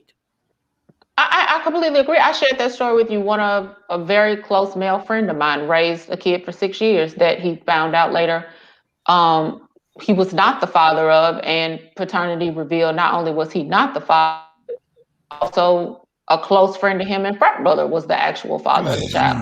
I revealed that earlier, and that was, and I was a part of that entire scenario, not just being friends with both the mother, the alleged father, and the proven DNA father, but also being a part of this child's life under the umbrella of this lie as well. Like, so I can relate to that entire scenario. And also I have a child out of wedlock myself. I'm a single mother, and I offered it to my daughter's father. Like, if you want a paternity test, by all means. But he did not. But I would not have begrudged them. Please understand, like, my entire comment point, and I don't have a problem with anyone requesting DNA for their own confirmation. Like, I'm not slandering Jay for that.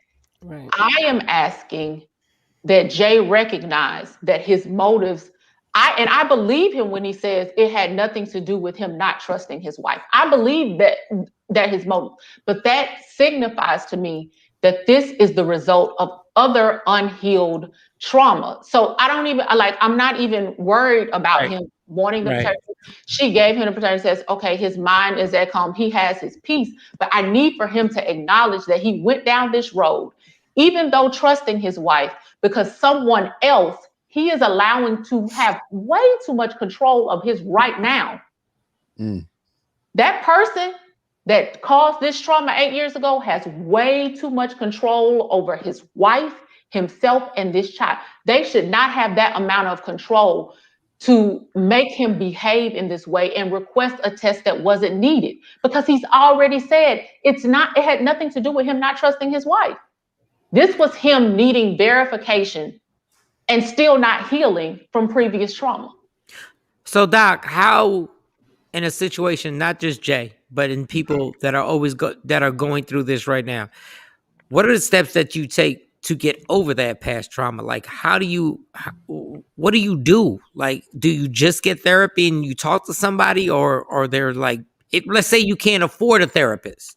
Like, how do you go about getting over that? The not being able to afford a therapist is not that it's not. I think people just aren't educated on their resources, because a great deal of therapy, especially for specific demographics, being Black men, are free. There are a lot of organizations out there that provide Right. free therapy. Fair. And all therapy is not necessarily provided by a psychiatrist, psychologist. They're a licensed clinical social worker. Some men actually do get therapy in the barbershop. So yes, talking to things in some resolution, but it starts with admitting that this is not healthy, and like this is and it has to begin with a self-desire. Like, I want to be better. I need to do better. I need to acknowledge there's something going wrong. There's something that's not right about my particular situation, no matter what that situation may be. So how do I correct this so I don't keep doing the same thing over and over again and hurting people that don't deserve to be hurt over and over again? Because they're always casualties we don't recognize. All right. And Doc, I know you can't diagnose, like, obviously, even with my therapist, it was like weeks and weeks and weeks and weeks of them breaking through and making me do exercise and stuff like that.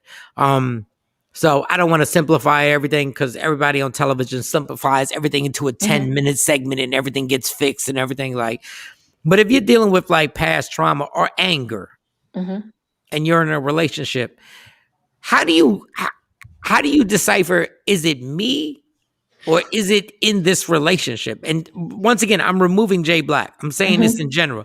Like, how do you decipher, am I mad? Am I mad because there's something going on with me, or am I really mad at this relationship? Root cause analysis. Okay, if you find yourself acting out against people that really had done you nothing, as the old people will say, like, I know, like, I'm using as an example because you're in front of you and Jay Black are actually friends and have known each other a very long time. But at some point, you may have found out that you lash out to people that are closest to you that really haven't done you anything. That's root cause analysis. Why am I lashing out at people that I know love me, that I know care about me, and I know want the best for me? Right. Why am I so angry? Why am I having emotions that I don't necessarily control?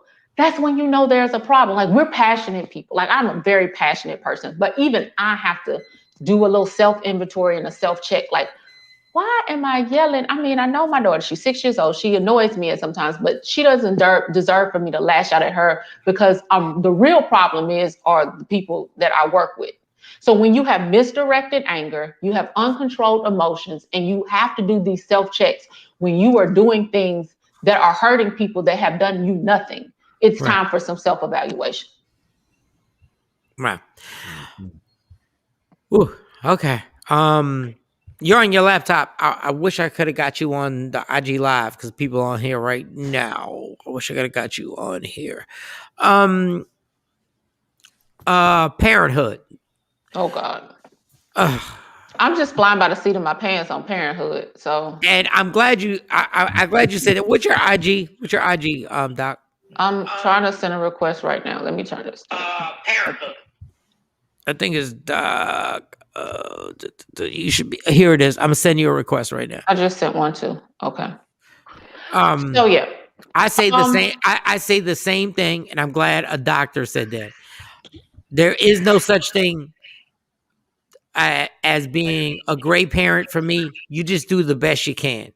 Lead with love. Go ahead. Just love them. Just love them. Like, everything is not going to be perfect. Like, I was on here yesterday and you guys were talking about the young man who was having a problem with his family because of I don't know, just people don't even understand that this is part of normal childhood.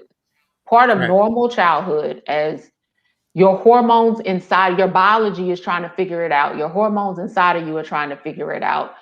Um, there's a actual, it's not a pathology, but there's actually a clinical diagnosis of gender envy, where young boys will be jealous of young girls, and young girls will be jealous of young boys just because they have a gender opposite of them.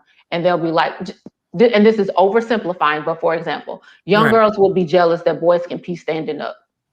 Really? And young boys will be jealous because little girls have longer hair and can comb it.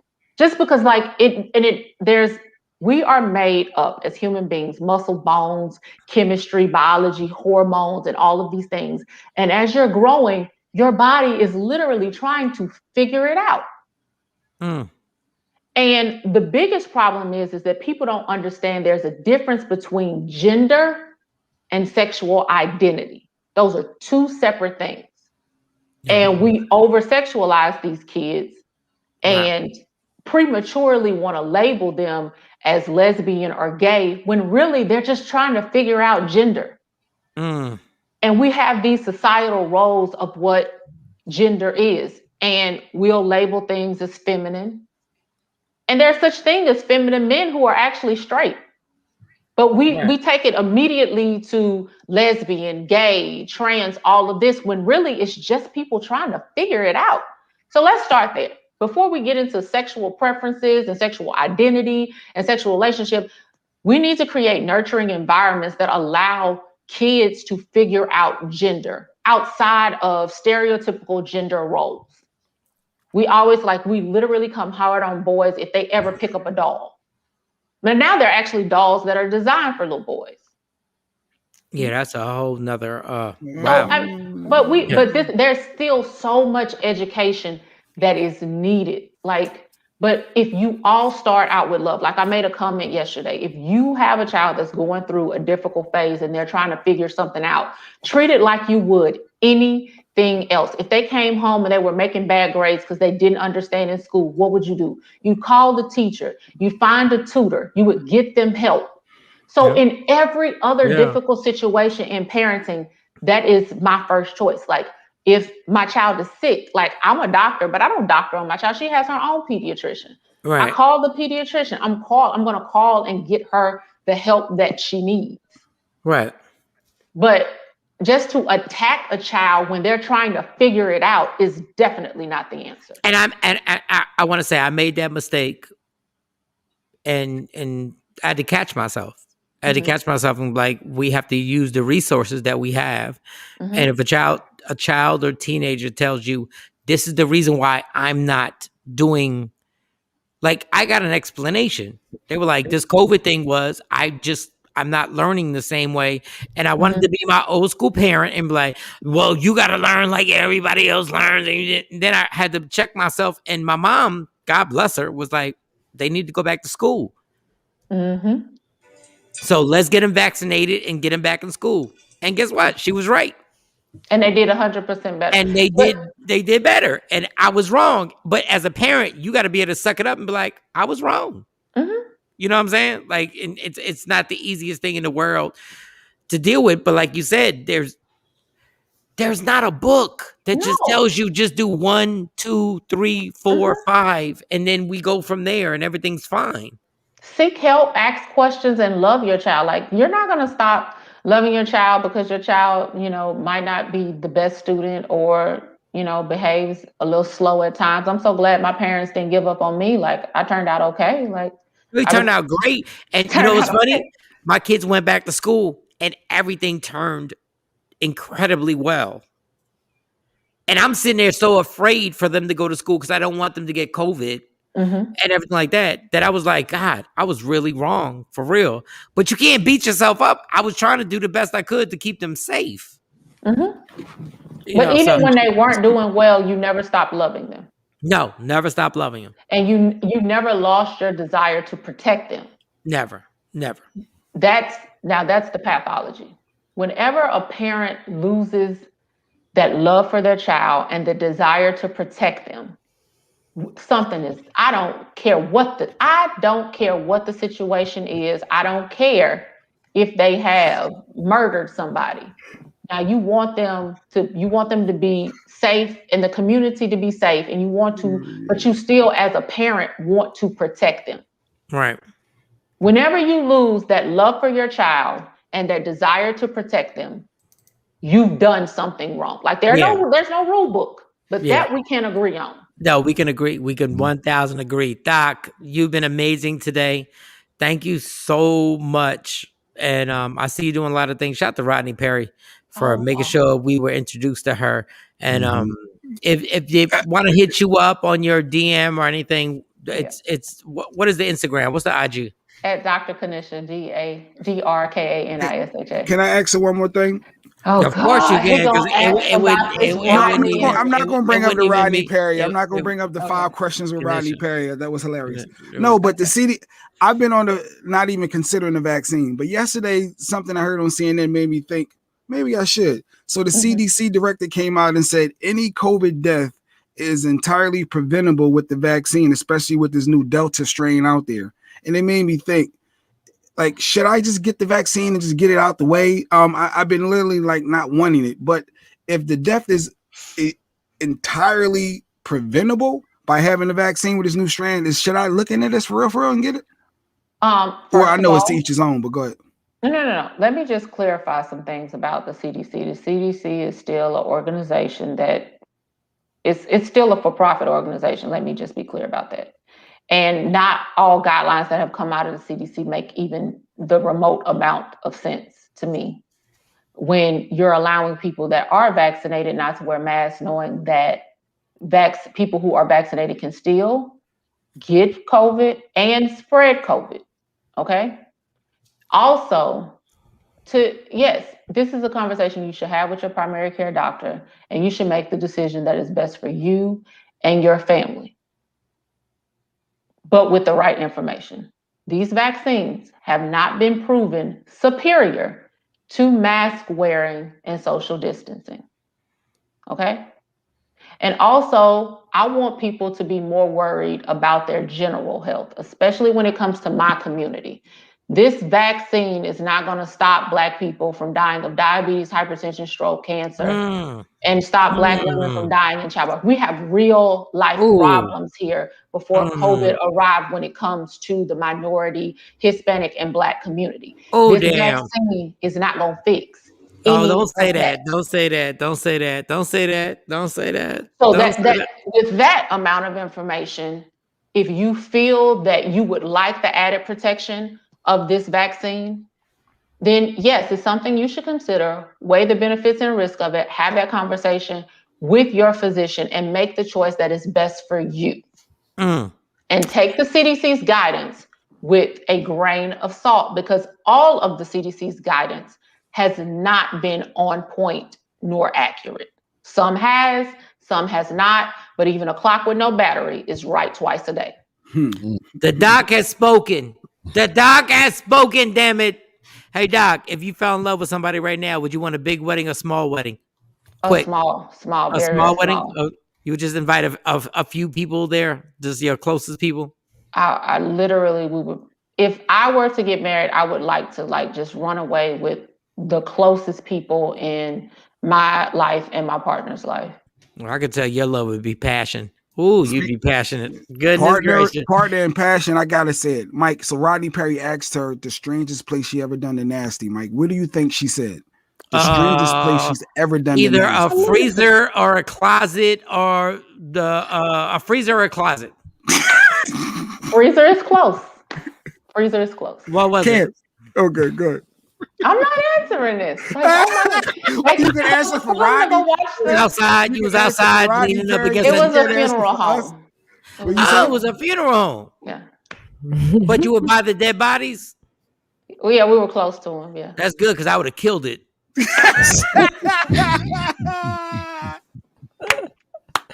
Letting you know right now, girl. Move that hair if you want. I knew this was gonna come up, but it was great. It was a great little segment we did. We did 5 questions with Rodney Paris on his IG right now. Don't let these sleepy eye fool you, boy. Don't get it, man. Let me tell you something. We'd have woke some of them dead bodies up. Hey, people grieve in mysterious ways. That's all I'm gonna say. You did it in a funeral home. Hey. Now, were you there for somebody's funeral, or you were there because he worked there? He worked there. It was a combination of both. We both were kind of volunteering there because I was very interested in learning how to embalm people. I've always been fascinated with the human body, even before I knew I wanted to be a doctor. Yeah. And this particular person had lost someone very close to them, and I was just being a good friend and providing. Oh, you took advantage of them. You took advantage of them, and you got bodied. Really, Doc? You took advantage of somebody. I was just trying to provide comfort to you. You know what? All of a sudden, Jay Black's whole thought process makes sense. You know what, Doc? Somebody is mourning somebody, and you decided to throw a leg in the air. They were not mourning for those moments of intimate passion. Did you know the person who he was there who died? Did you know the person? I was very close. I should say we both had lost someone very, very close to. Wow, Doc, I love that. That manipulation of the feelings and emotions are amazing. When you're that close to death, you just want to feel alive. No, I get it, Doc. I get it. Like, I know all your doctorate stuff, and I get it. But when it comes to sex, I'm on your same level. I get it. Don't try and play that doctor stuff with me. Oh my God, vaginas got wet. Jesus, wow! In the funeral home. Let me just clap it up for the. Let me just clap it up for how amazing that is. Amazing, girl. I can appreciate that one. Wow. So did it climax correctly, or was it not? It's not stopping. Yeah. Did everything work out? Oh, we're still good friends to this day. Still great. Oh, that means it worked out for real. Goodness. No, I mean, and that was a one and only time. Like, we were great friends before this happened. We're still great friends. That was the only time we ever had that level of intimacy. And he's married with children now, and he still thinks about you. I love him and his entire family. And he still thinks about you. And he still thinks about. Did you lean guess on? What? Did you lean on the casket? Funeral the next day. And you were at the funeral the next day. Did you lean on the casket? At the funeral the next day. I sang at the funeral the next day. All right, Doc. Let's keep it real. Don't try and get professional now, because you're already too lost right now. Listen. Okay. Did you lean on a casket or were your hands on the casket? There were no caskets where we were. Oh, you hid in a room. No, so when you said the refrigerator, you're right. We were in the refrigerator area where the embalming is taking place. But there weren't any bodies in there at that moment. Your gangsters are made. Do you know how dope your sex has to be somewhere that's freezing and a penis still becomes erect? Do you know how dope you have to be? Action says so. He was stiff. No, he was stiff. Yes, he was. Doc, you're amazing. Doc, she's an amazing woman. Yes, she is an amazing woman. I ain't gonna lie. You go have a great day. I tell you what, boy, you are amazing to have that much intelligence and still be that freaky at the same time. That combination, let me tell you something. I don't know. Maybe you're crazy and you stab people in the spine late at night. I don't know. But I don't know. I don't know. Because there got to be something, because you're amazing. Like, everything about you is all the components are there. It's got a funny feeling you might light somebody on fire in bed at 2:00 in the morning. I mean, I am learning a few things from Shannon. With the gasoline. Yeah, that's what she's not funny. That's not funny. See, that's not funny. That's not funny. That's not funny at all. That was years ago. That was sexy, having sex in the freezer at the funeral home, but the lighting on fire, that wasn't cool. That wasn't she didn't actually light him on fire. She just poured the gasoline on it. No, that's not cool, Doc. That's not cool. All right, take her block off. Okay. We love you. We love you, Doc. Bye. Take a square off. Take a square off. Take a square off. Oh, God. Not cool at all. Not cool. So we got one more guest today too. No, we don't. We do. Yeah, we got one more guest in the waiting room too. God, I'm exhausted. Jesus Christ, this has been too much. Just bring the short. Are you? Oh, whoa. Jay, tell me. I get 2 minutes? You should just take a short 2-minute break because Yes. you've been going straight for an hour. Okay, and goodbye. 40 End it. Go ahead, Jay. We'll be right back. Michael Shawn and the TakeOver Legends. 2 minutes. 2 minutes. Michael Shawn and the TakeOver Legends, where the truth hurts, but also makes you laugh. First of all, when you did that, let me clear my throat. Did you know Dougie Fresh? Did you have a setup with Dougie Fresh? Was it a routine or did it just happen? Well, first of all, Dougie was not in the original recording that was done at Bahama Bay. Oh, okay. That's what I thought. Don't worry about it. Don't even worry about it. The way that came about, I'm going to try to tell you the most abbreviated version of it. Well, as a matter of fact, let's just talk about the night at Bahama Bay. The original, okay. Yes, which is the original recording, or rather, which is where the original recording comes from. Right. The way that even came about is my manager is from Philly, Walt Reeder Jr. Shout out. Walt Reeder. Yes, what up, Walt? The absolute best. All right. He booked me for a show in Philly that night because of the record that I had, 20-minute workout, which is a go-go record, which was now that you mentioned Dougie Fresh, which is based off of a beat from a track from a Dougie Fresh record, I'm Getting Ready, right? Which was produced by DC's own Red Essence. We're going to get into that part in a minute. So I was booked to do the show, and we just happened to perform Let Me Clear My Throat. And we recorded it live in one take. And nobody in the audience knew that we were going to record the song. The only folks that knew that we were going to do the recording was myself, my DJ, and my mobile studio engineers. That was it. Nobody knew. We had the place mic'd up and everything. Nice. So I counted it off, and we went into it with one take. And I guess 25 years later, the rest is history and God's blessings. You know what I mean? Michael Shawn and the TakeOver Legends. Your escape from reality. Right here on Free Agent Radio.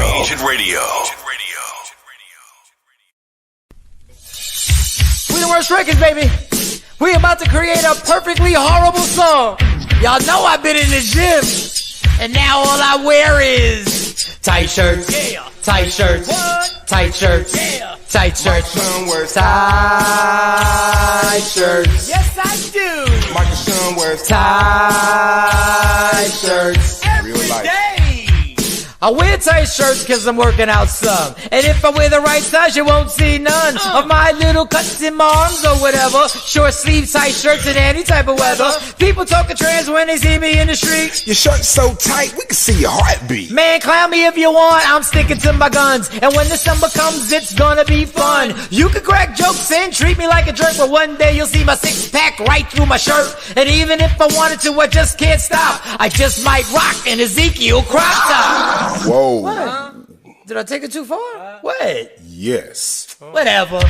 Tight shirts in the morning at work and when I grieve. I even wear tight pajama tops when I sleep. Tight shirts. Tight shirts. Tight shirts. Come on. Tight shirts. Come on. Tight shirts. Come on. Tight shirts. Every day. Mike Shawn wears tight shirts. To the gym or wherever. tight shirts. Tight shirts, tight shirts, tight shirts, tight shirts, Michael Shawn and We the Worst Records, Pluto, Aristotle, and P Skills have just destroyed or created another perfectly horrible song. Yeah. Check out the next single, Grown Man Wearing Skinny Jeans.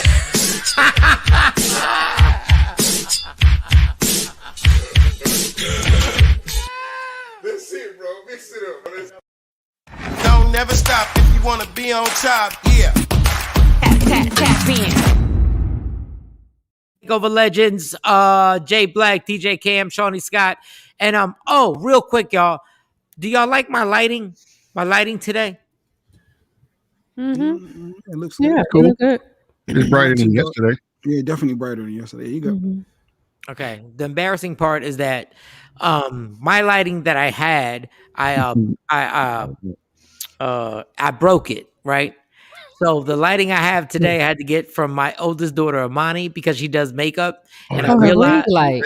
yes, she got the ring light. Goddamn, and Mhm. it's so much better than anything I have. You And just I gotta couldn't. break down and get one of them.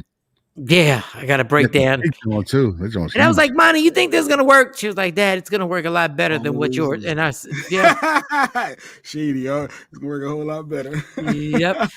Oh, here go David Burns. Oh God, I woke up to Lady good writes news. story.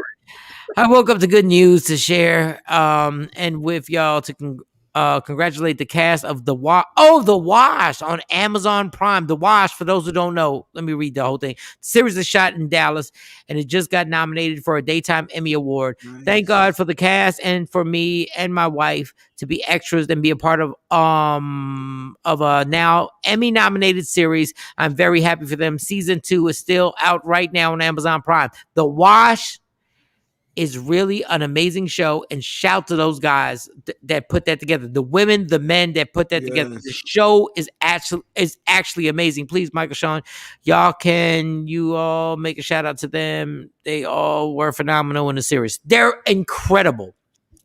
They're going to be bigger. Correct. They're going to be so huge. I promise you.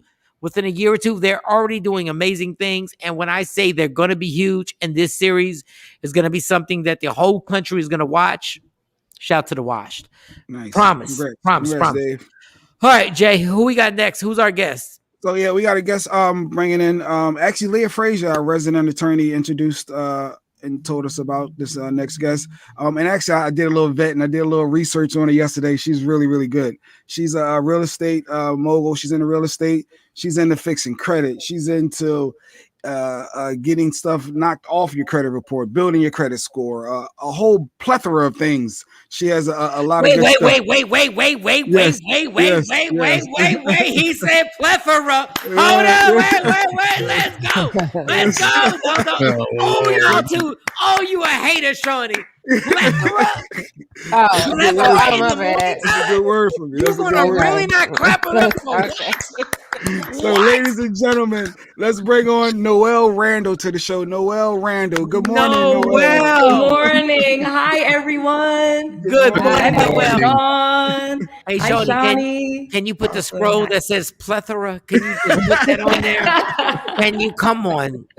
You know, Right. You know we ain't on that plethora level. Like you know, I got a plethora though. I mean, he nailed it. That's the right word. But you're on that level. I'm just funny. I'm not on the plethora level. Like I don't just come out and just say plethora. First of all, welcome to the show. Thank you. I don't know if you've heard the madness that's been going on. I don't know if you how long have you been listening? I've been listening for like a half an hour at least, just kind of in the background. Oh, Jesus, just kind of sorry. We listening to your songs and all of it. Tight shirts, I love it. We're 20. We're dressed alike. Yes. Yellow. Yeah. All right, so let's get to your passion. What is your passion? I know you have many things you do, but what is if you had to put your number one and number two passions, what would they be? So right now it's real estate Airbnb. So it's funny because I'm on YouTube and I'm kind of like a YouTube up and coming person. Like I was investing in real estate and then I started teaching it on YouTube and the channel just blew up in like the past year. But I think the funny part that I tell people is I was rich before I came on social media. Like I never knew that you could just like fake it and just, like not flip houses and just say that you flipped houses. So I had flipped houses for many, many years, flipping houses. Then I got into Airbnb and that's really what I'm kind of like the queen of Airbnb. So I actually relocated from Dallas. I was living in Dallas for like 7-8 years, have properties all throughout Dallas, Denton and all at Carrollton. And now I'm in Orlando, Florida near Disney World. So like we're making all of these killings, like getting all of these properties near Disney World, SeaWorld, Universal Studios, down in Miami, down in Clearwater. So like Florida is blowing up. So I'm just like really loving real estate is my big thing. And then of course, business credit. So I tell people like, that's like an eye opener, like how much money, if you just create a business, how much money they will give you for your business and you could just do what you want. You know what I mean? You could quit your job and just kind of do real estate, do your business. Like there's a ton of money out there, especially for minorities, especially for women. So that's the plethora. Okay. With the plethora, you're hilarious. She's right with the team. Plethora. So let's just say, okay, you don't have, because everybody believes that you have to have a gang of money to make this happen. Let's just say you have, okay, I'm going to be selfish. I'm Right. renting a condo right now. Yep. Would it be more financially no, I wanted to use plethora, but I couldn't. Okay. Should I kick the person out that's actually renting my condo and make it an Airbnb right now? Possibly. So here's the funny part. So let me tell you a quick story because I'm gonna probably say most likely. So let me just real quick. So I started off investing in real estate with no money, bad credit, foreclosures, like just the worst. Like I was an absolute disaster. Ended up losing everything and had to move back to my parents' basement in Bloomfield, Connecticut. With bad credit, 2 kids, pregnant with a third, no college degree, just like total absolute freaking loser. This is like 2009. And I ended up getting a coach that taught me this thing called wholesaling, where you find people that are having a property problem, you know, they're behind on their mortgage payment, or they're getting relocated, or they're in divorce or bankruptcy. You basically the same situation I was in before I got foreclosed on. Find them, get them under contract for one number, and then you can flip that contract to another investor absolutely, you know, for a fee and make like $5,000. That's when I started. That's all he told me. Just like charge $5,000 for this. Like, so if you get it for the contract for $100,000, start marketing it for 105, and then you keep the difference. So that's how I got out of my parents' basement. Just, you know, connecting with my story, like, hey, I got foreclosed on. Hey, this is what happens. And I was just getting contracts because, again, I just said what he told me to say. And I got like 13 contracts like that first year. So I made like another $60,000, you know what I mean, from my parents' basement. But I didn't have that confidence that I could do it full time. So I'm not going to tell you to do everything that I did, but at the same time, that is how I started just making like as a side hustle and making money. So that's why I was able to tell people like, you do not need good credit. You do not need to have money. You don't need any of that things. But if you can start making money, it's easy to fix your credit. It's easy to get business credit. You know what I'm saying? So that's the next thing that I did. And so then when I had all of these rental properties and I finally said, okay, I'm quitting. I'm going to do this full time. And I quit my job. I had like 40 something rental properties, just single family, because I only knew rental properties, you know, vacant, unfurnished. But then this like kid taught me Airbnb. He was like, you can make 3 times what you're making on your properties if we do Airbnb. We furnish them, we put pots and plates in them, and we charge, instead of charging, you know, $1,200 a month, you charge $140 per night. And you don't even need to be booked most nights in order to make money. And it was almost mind blowing. I swear to God, I was like skeptical, like no freaking way I can make 3 times what I'm making. You know what I'm saying? I had to cover a 6-figure salary before I quit. How am I going to just start doing that? So I did kick out my tenants and started changing over my portfolio from long-term tenants to short-term rentals, which is what Airbnb is. It's just short-term rentals. And it's not just Airbnb. You'll put them on booking.com, vacation rental, all of that. So long story short, yes, I make so much more money on my properties with Airbnb than I do with my long-term rentals. And you can always go back and forth. So if you have a long-term tenant in there, you kick them out, you try Airbnb and you don't like it. Okay, take the stuff out of there, sell it, and then go back to being a vacant rental, right? So it's like not really any risk to it, a big risk to it, but you'll see you'll make way, way more money, especially just doing some of the tips and tricks that I teach you. Like it's free. I had one question with the Airbnb. Is it like, because I always thought at Airbnb, it might sound naive, it's like the area. It's like, is it a tourist area? Is it like see, my whole, yes, that's the thing people think. My whole thing is like, we're in South Jersey. It's a nice place. It's in South Jersey. So I'm like, but who the hell is going to get Airbnb in this area? So you're saying that's a myth?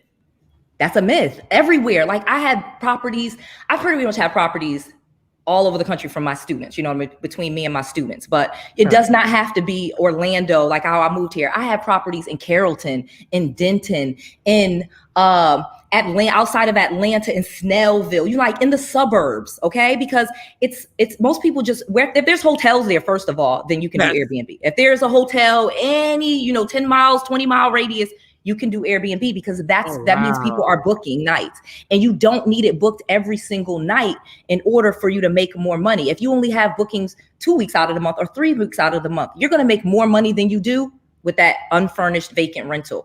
Obviously, there's a little bit more to it with dealing with guests, and if you want to do that, however, it's not as difficult as you would think. And tenants are, as a landlord, I'm telling you, tenants can be just as annoying. So if you're gonna do one or the other, why not do the guests and make more money? So keep going. I like these questions though. And the other thing is, okay, let me be real. The tenant that Yeah. I have, she's been amazing. Yeah. Like she's been there. It's no friction. But my thing is like, let's say the Airbnb. What type of insurance do you have to get? A specific insurance? Because I'm always thinking like, okay, Yeah. Airbnb. I get these cats that come in here because Yeah. there's something specific event that goes on, and they wild out. Yeah. Like I know you So get the I deposit know. or whatever, but what Yeah. type of insurance do you get where you can be like, okay, y'all wild out, but my insurance cleans it all up? So insurance is the fun part of Airbnb. Airbnb actually has their own insurance policy. So if the first something, say they come in and they destroy the property, okay? And Yeah. again, I've been doing Airbnb now for almost 3 years. No Right. one has ever actually come in and just vandalized the property. I have had some things stolen, things like that. So the first thing you do is you file a claim with Airbnb. They have an insurance policy up to $1 million. If that person just burns the house down, you Okay. file a claim with them. They have their own blanket insurance policy for their hosts, because when you put your property out there, you're a host, okay? So that's the Okay. first line of defense. That's the first insurance that you would hit. Second, if they did something again, you would have your own insurance and you can call, and that's a guest in your property. Now, again, if they do something crazy, which is what we're all afraid of, you probably gonna have to call the police. Like if they come and they just start doing crazy stuff, Right, that's the police. You can't just come to somebody's house and steal and just destroy everything. So that fear that we have that they're gonna wild out in your place, most likely is not gonna happen, because obviously that's not what most people do. You have their driver's license. Airbnb actually does, and they've stepped up their game over the years. And we're talking about even some partnership stuff, as I have a lot of properties with them. They do this, they check criminal background, because we even do apartments where I rent apartments and then the apartment complexes allow me to put them on Airbnb. Oh, okay? That's a wow. whole nother thing. We don't even have to own property to start making money. Oh yeah. Oh yeah. Oh yeah. You could even say to me, Noel, Mike, you could be to me, like Michael Shawn, you could be like, Noel, I want to take this property I have in South Jersey and put it on Airbnb, and I don't really want to be bothered. I can be a host and we can co-host, and I can do that and then pay you. I don't even have to own the property. You can find other people's properties to rent and do this. As long as they say, yeah, it's okay, and you just get an addendum to the lease, you don't even have to own the property. How about my apartment? I have an apartment in Dallas, in that area. A lot of selfish questions going on here. No, I know. No, I know. This Maybe we should come back a little later. I know. Right, go on me on the phone. Hit me on my DM at Mike Shawn Comedy real quick. So how about my apartment complex? That apartment, you're saying if I get permission, I can Airbnb that apartment? Yes. So here's the step with apartments, because they are just a little bit, obviously you got to have a business. They're corporate leases at that point. And you're going to get the you're not just going to rent the apartment in your name and put it on Airbnb. That's most likely not going to fly. You're most likely going to have to put it in your business's name. This is why I say get the LLC, get the EIN number, do that stuff real quick, because they will let you put the apartment in your business's name. And then the lease is in your business's name. And it's funny. So when I first started, I can get their permissions completely now just because of who I am. But in the beginning, literally you are the apartment complex and it's in your name and the business. So you can have guests in there. You can, because a business can't occupy an apartment. People have to occupy an apartment. So when you put it in your business's name, already you have the ability to have guests in there. Wow. Yeah. And that's how I kind of got into it. Just doing it that way, and then just kind of showing them that we weren't having any issues, and then getting more and more like now we have apartments that literally call us. Can you take 10 units? Can you take 5 units? Can you take, how mad is your ex, whoever your ex was? Like, how mad is he? I'm assuming it would be he because you have kids. It's a he, yeah. Like, how mad is he right now? When he looks like he probably tries to play it off, but you can see the fumes coming out of his face when he's like, wow, she's killing things right now. I should have stayed. I have no clue. I don't deal with the don't past. Don't lie to me, woman. Don't lie to me. I don't deal with the past. I don't. And that's funny. When you first, that's the point. So you bring a great point, Michael Shawn, that I actually love. We could talk about just for a quick second. Like, you're like being successful. Like I just remember I said, I want to be a millionaire when I was in my parents' basement. Like, I want to be a millionaire. I want to be a millionaire. And I didn't know what that meant. I didn't even know the definition of that. But then finally, once you get it, like really, once you have $1 million in your bank account, you're really making $1 million a year. You no longer care about those people that you was trying to get back at. Like it's gone, because you can't even get to that level thinking about them. You can't. No, it's like, I wish I was best. You don't care about it. He just jumped off the bridge. He just jumped off the bridge. It was There's like, other millionaire chicks out there.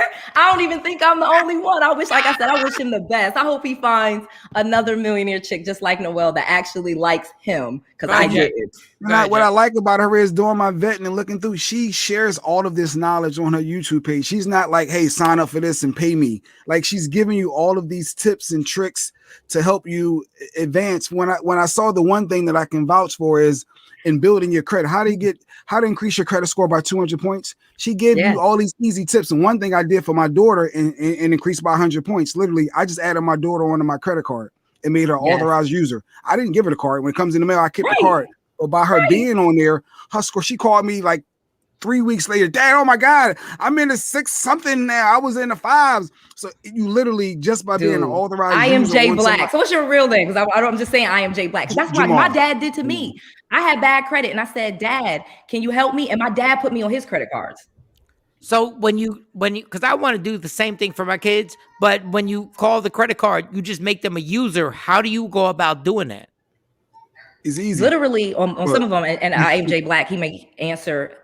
You can actually go online on most of them. Like my Discover card, I did it for my daughter. You know, I just went and added them as authorized user.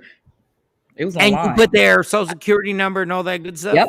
You give them their social. You do. Is their name and their social. You literally just add them on. A card is going to come to your house. It's the same card as your numbers, but with their name on it. But I don't give my daughter the card because you're not going to be just running up the credit. So I keep it. But by her being on the account as an authorized user, she's getting the benefits of me paying my bills on time. The high credit limit, like, is establishing. Well, damn, Jay, we should just interview you. You've been holding out. No. And true story. It's real. But she talks about even getting your business together, getting business line of credit, which is a whole lot more money. I was really intrigued looking at all of your site on YouTube. So I was like, oh, she's really good. And she's sharing all of this knowledge. And I'm like, wow, she's not getting nothing out of this other than trying to, I guess, help our people out or help people out. Correct. Like just that, judge now the whole. that, say that. No, say it. I am just besides what? Helping our community. I feel like that's how we will help each other. Like, instead of us backbiting, share what we know. I paid people to tell me this stuff, so I'm gonna tell it to you for free because I already benefited from it. So we could all. I'm totally about abundance. Jay Black could do it with his daughter, and I could do it with my daughter, and nobody's competing against each other. Like, we're all winning. So I got a ton of questions, but if they want to contact you and get free advice, if they want to contact you, because I want free advice. That's why I'm being selfish right now. How do they get to you? So obviously the best place is my YouTube channel. I literally at one point I was spending like $8,000 a month making those YouTube videos. And again, sharing everything. Cause I was like, I'm already rich. I swear. I'm like, I'm going to prove to y'all I'm already rich. Cause I'm going to tell y'all all of this for free. And I'm not going to nickel and dime like, oh, then you come here for this other secret. I'm going to be like step 1, step 2, step 3, step 4. I'm just going to tell it to you. And then if you want to call me or if you want me to actually mentor you, I can't mentor everybody on YouTube. Like, we got like 2 million views a month. Like you say, you can't mentor everybody, but you could call the office. I have literally people I've hired, 888-479-4542. You can call my office 24/7. And if it's like a simple question, like how do you do on, like you said, like if you say what credit cards, I'm like, okay, Discover is an easy credit card to get. Or what if you have a credit score under 640? Okay, go with Capital One. Like little tidbits like that. They'll just tell you. What was the number again? What was the number again? 888-479-4542. What's your YouTube page? So it's just Noelle Randall. YouTube. If you type in Noelle Randall, I have like 450 videos. So there's like. Are you I guess knowledgeable within the regular real estate? Like I've been house hunting for this last week, and I'm noticing every who property. Being selfish now? Who being selfish now? Who being selfish now? So, hey, get the pre-approval. You're out there, you're looking at a house, and you're noticing that everything is going for 30 to 60,000 over asking price. And by the time I can even get my foot wet to go look at a house, it's already pending. Like, what do I do in that case for those people looking at house hunt right now? Call Noelle. This is a good one. No, this is good. This is not a great time to buy. I love y'all to death, but 2020, there was nothing going on. So now that everything is going back on, everybody's going crazy. I'm literally having a house built because I already felt like, let me just keep going with this contract, but this is not a good time to just buy retail properties. Like I said, if you want to find people that are in forbearance, because there's a ton of people in forbearance that can't afford their property, you really can just spend like $100 and start dealing with the sellers directly. But once they've already got to the agent and they're listing the house, you're not even investing in real estate at that point. I wouldn't even tell you to do that because you're buying at the top of the market. If you buy a house that's 200,000, 300,000, really, because now most of the houses that were 250 are 300,000. So you're buying a $300,000 house at $300,000 worth of value. You have no equity in it. And there's the golden trinity of real estate. It's cash flow, equity, and appreciation. Those three things. You want cash flow. If I have to rent this baby out, how much could I rent it for and make my money and be able to make the mortgage payment? What's the equity? I got to have some equity. You should never just buy a house and you owe exactly on it what it's worth. No, that's not investing. That's not how we build wealth. And then appreciation. Where are you buying? Our properties going up in value in that area. Dallas, of course, is a great market. Atlanta, most of the major urban areas that we're in are great real estate markets right now, and you should buy in those areas. However, you should not just be working with a real. And I know, and I'm sorry, I'm saying this as a licensed agent. I'm licensed in Texas.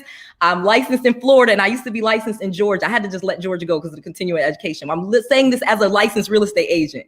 This is not the time to buy, especially these June, July. This is the top of the market. You're gonna have to just be a little patient. Like and I know you approved and you got the good credit. You're gonna be overpaying, and this is trust. I literally almost got in a trick bag. I made a video about it where I put an offer on a property and the value came in low, and they still was trying to get me to buy it. I almost did it because I was like, oh, I can make money off this property. People are going crazy right now. This is not. Sorry. No, and thanks for being honest, because everybody's been saying that. And a few years ago, everybody was like, now is your chance to buy, and everything has changed right now. Okay, let's say you're trying to manage somebody's money. They say, listen, all I got is $10,000. There's no way. They're going to say, there's no way I can invest this $10,000 to make money. That's all they got is $10,000. What would you tell them to do? And you'd be like, listen, just put this $10,000 here. Explain. Easy. First thing you want to do with $10,000, you got a ton of money actually. Because like I said, if I had $10,000 when I was in my parents' basement, I would have been like, man, I'm balling. Anyway, you're going to start a business. You're going to get your LLC, get the EIN, get the website, actually create a business. Because that's just the easiest way right now to get more money. Think about if people had done what I was saying a year ago when PPP and all that stuff came around, nobody would have been getting locked up. You would have literally had a business where you could have paid yourself and got way more money than you ever would have with stimulus. So creating a business and just taking your money to actually incorporate yourself or LLC yourself and put that all together, because you can build business credit and start getting business lines of credit in 6-7 months. At least 50,000. You know what I'm saying? Okay, real quick. Wait, can you say that one more time? Real quick. The LLC. Go to register yourself as a business. Think of a business name. Get an LLC, a C Corp, or S Corp. I'm not going to tell you which one because I'm not that type of person. I'm like, So you have to get an actual entity. Get an EIN number. Absolutely free. Business phone number. You need a business phone number, not a Google Voice, not anything like that. Actual business phone number that you can get registered with the directory. Okay. Right. Professional website, professional email. Okay. And that's like me at noelrandall.com. So this is cheap stuff that's for you to put together. The second thing you're going to do is, and again, I have a whole video on this, build business credit. So you're going to go to Dun & Bradstreet. And now that you have all of that stuff, you're going to get a Dun & Bradstreet number. Then you're going, then they're going to start loaning you money for Uline, Granger, Quill. There's all these business to business that'll report as trade lines.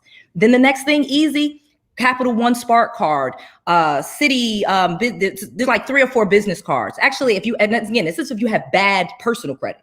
So if you have actually good personal credit, you can go right ahead and set that business up. And like, I've had people that hadn't had a business 1 year and can get a business American Express. And once you get a business on the business phone, can it be a separate cell phone that's your business line? Not my personal cell. It has to actually be a landline. Okay. It doesn't have to be a landline. It could be Grasshopper does them. Okay. Freedom Voice does them. I just know the Google numbers don't work. And even getting a cell phone like an AT&T extra cell phone and trying to register that, sometimes that does not work. And why I'm saying this is not so much that it matters for your business, it's for the business credit. They have to be able to search the business. And then this is a real business, just having those 5 things, they'll be like, oh, this is a real business. Let me give you some money. What were you about to say about the American Express? She said, so if she you was have saying good some personal people- credit, so like with business credit, building business credit, you can build business credit really easily. But if you have good personal credit, you can really just start, okay? Because what they'll do is they'll check your personal credit. And then if you have good personal credit, they will give you that business credit card. It won't report on your personal credit report, but they will verify that and use that. So like say, for example, you have a Capital One card and it has like a $5,000 limit and you go get a Capital Spark card. They'll give you like $10,000. They'll give you more money on that business credit card with them than they would on the personal one. But they'll base it off of your highest personal credit card, not, and when I say personal credit card, I don't mean a store credit card. It has to be an actual cash credit card like Citi, Amex, Capital One, Discover. Right. You guys get what I'm saying? Yeah. Okay. First time, let me ask this question just for you personally. First time when you realized that you were actually a millionaire, what was that feeling like that day? So my CPA told me, and I actually knew I was getting close because I had gotten trouble with the IRS for not paying certain things. So I knew I was getting close. You know what I mean? Like I had made like $400 and something thousand, and then I knew, like I said, I knew my number. I knew, like I said, I Googled it. It was $83,333.33 a month. Like if I make $83,000 a month, I can make $1 million a year. Wow. And of course, it's not one stream of income. So it was like, okay, so I have my short-term rentals. I got my Airbnbs. I got, the YouTube was paying me money. I was doing coaching. Right. I was doing little events. I was mostly the coaching too, like kind of coaching and teaching and taking on a few clients and helping them flip houses and things like that. And people, taking a piece of that, because again, once you teach somebody how to get business credit too, if you do a real estate deal, you can just build your fee in it and they didn't really necessarily have to pay anything. Was it a Tuesday or a Wednesday when you found out? Was it a Tuesday or a Wednesday? I think it was a Friday. Ain't that about a bitch? A Friday. Yes, it was a Friday. It was a Friday. So, so when your CPA says, okay, you're now worth, let's say 1.5, 1.2, you're about to, so what is the feeling? What is the feeling and what do you do right after you get off the phone? You don't really do anything different. You really don't do anything different. But I did dance around and I was like, told y'all, you know how you be like, you didn't buy a gold chain? You didn't buy a gold chain or a new car? I didn't, but I did go to the Chanel store. Because I said that, like I felt like I made money before. You make six figures, you could still go to the Chanel store and Louis Vuitton and stuff like that. But I just felt like they spend their money on that. I have to have this before I buy that. So I had set up rules for myself and like rewards that I would get when I got that. So definitely went to the Chanel store. I did that. I did do that. Actually, just to share my story, I went to the dollar store. And I bought napkins. There was a couple questions that we missed. Billy had asked, can you add your spouse? Yes, Billy, on your credit card. Anybody can add anyone as an authorized user and that credit will go up. Absolutely. Kathy, hey Jay, are you gonna let her answer? Or are you gonna answer the question? No, that's what I know. If I'm wrong, thank you, Jay Black. I like that. Kathy wanted to know, did I let my daughter use the? And once you add them on, it's a separate card that comes to you with that person's name on it. No, Kathy, I did not let my daughter use that card, but because it's the same exact numbers, when I use it, it's still being established for purchases and businesses, so that credit is being established as long as I'm paying on time. So if I don't pay, the flip side is it's going to hurt their credit. But the positive side is it does increase. Am I saying it right, Noel? You are saying it perfectly. Perfect. All right. There was one other question that we missed, and it was David. David, you answer that, Jay. Go answer the next one. David said, "What do you feel can bring income to start?" So wait. What do you feel can bring income? Really gonna answer it. He's really. I am. No, I'm ready.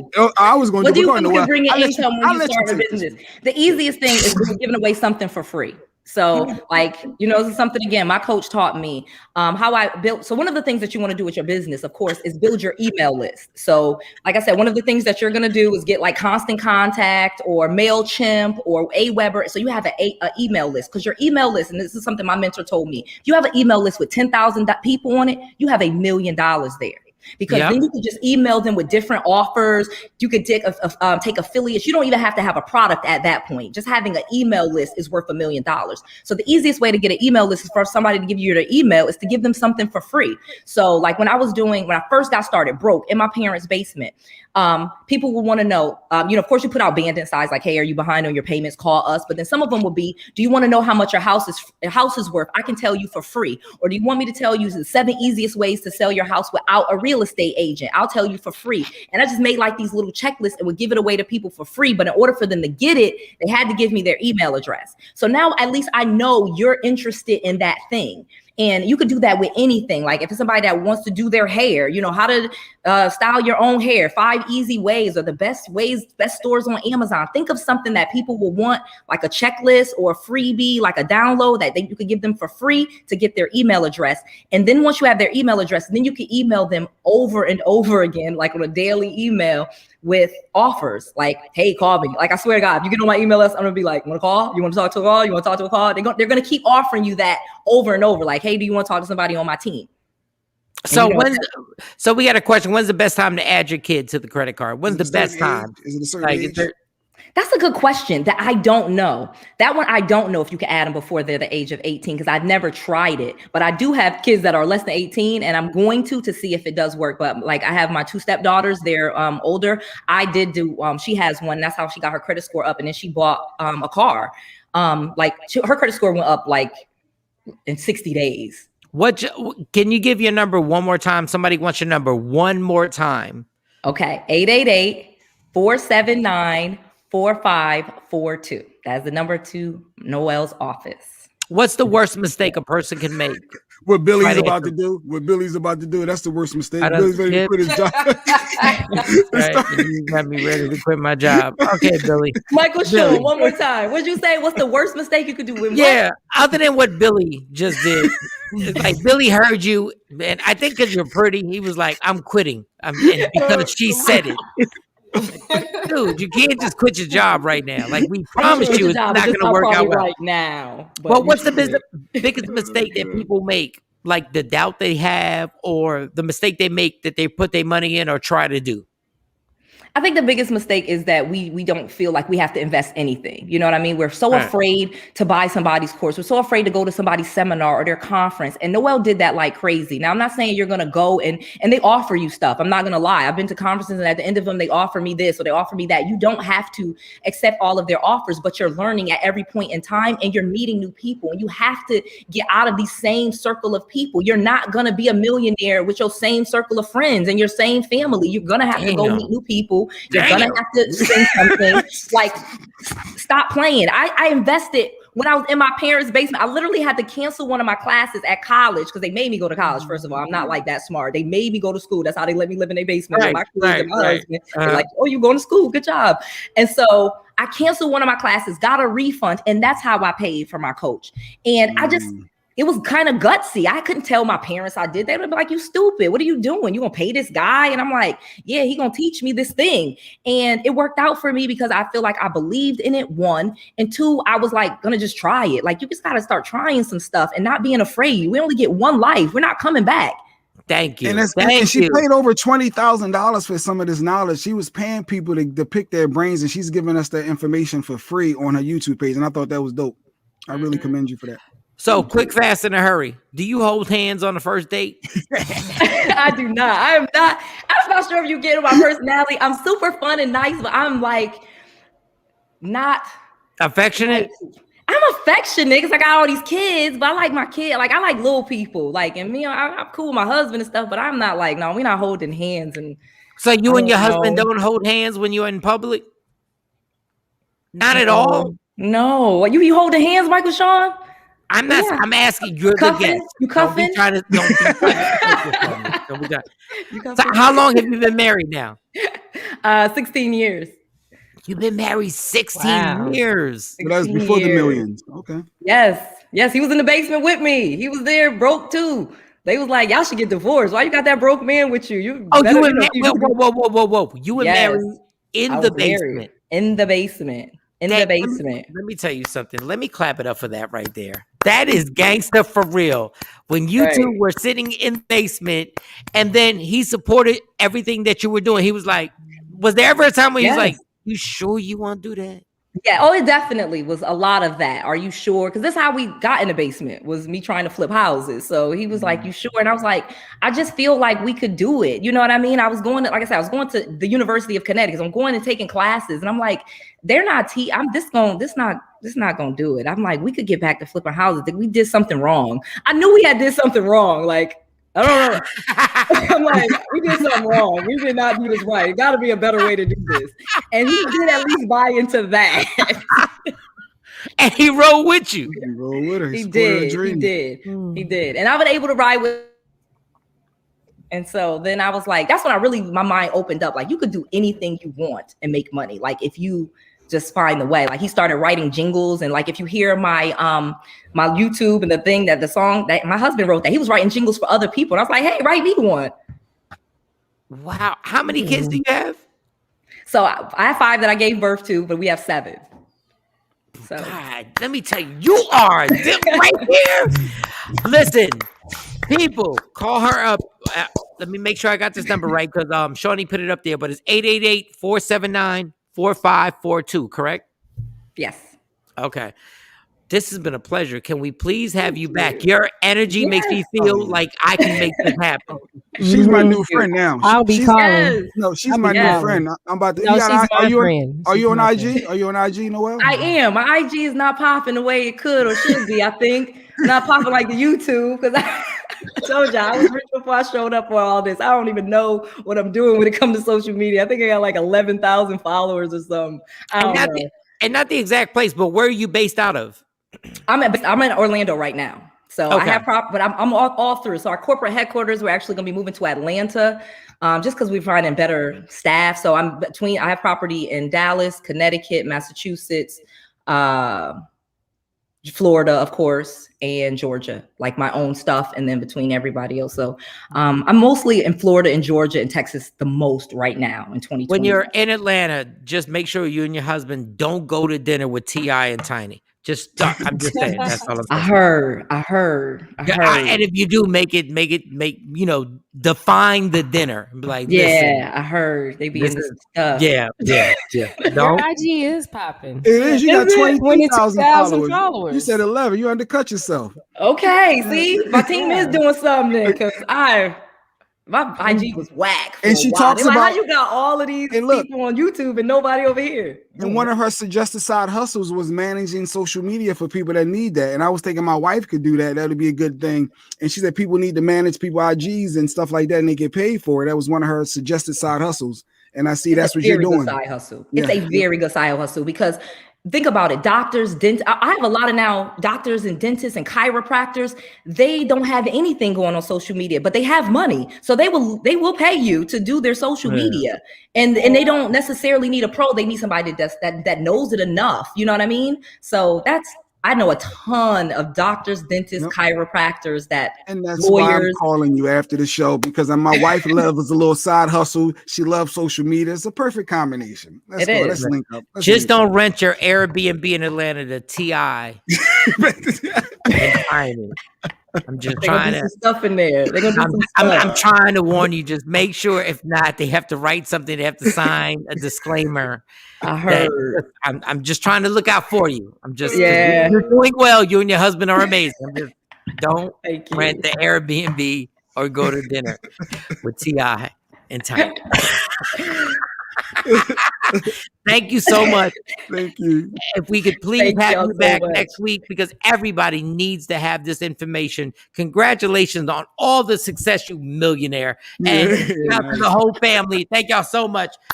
1-888-479-4542. Go ahead, Jay Black. Noel Randall, ladies and gentlemen. Noel. Thank you, Noel. Yeah. Damn it. A lot of information. Like literally, I went and vetted her. She's the real deal. You get excited, Jay Black. You get excited. When I get knowledge and certain things, just you get excited. You get excited. You start answering questions for the person. You become the actual guest. You become the expert. So what you got to do is, just in case, what happens is if I put my daughter on the credit card, it worked, and her score went up 100 points. The lady's sitting right there going, the lady's like, well, okay. He's right. I'm here for what? I'm here for what? You got excited. Once again, y'all can holler at her 888-479-4542. Noelle, what was her last name? Edwards? Randall. Okay, make sure y'all contact her and get that information. Airbnb, good information. Action said, man, she got me ready to be a millionaire now. Great guess. Well, thank you, Action. As long as, Jay will let her talk. I'm just playing. What do you mean? I supported the interview. I added value, I felt. Jesus, Mike. I can't win. She talking about getting new friends. I think I'm going to get new friends. Because this is ridiculous. I want you to watch. I want you to watch the replay. Oh, I was hype. Like, because I listened to her. I ain't saying nothing. I support. Yeah. Oh, now I say something slick is a problem. I support is a problem. Pick a side, Mike. What are you talking about? No, I feel like you coming at me. I feel we got sexy mode coming up too. I feel I stay in the way. I feel like you coming at me. Oh, Mark said I'm an expert line crosser. I said. Mark, that was a home run, Mark. That was funny. That was good. Oh, I gotta start falling back. See, dang, I thought I fell back. I thought I was doing good too. You thought that was falling back? Yeah, I thought I fell back. Oh, man. Like.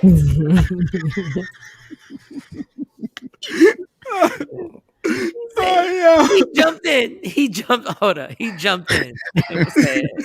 He said, I added my daughter to my credit and I put her as a user. And let me tell you, it went up 200.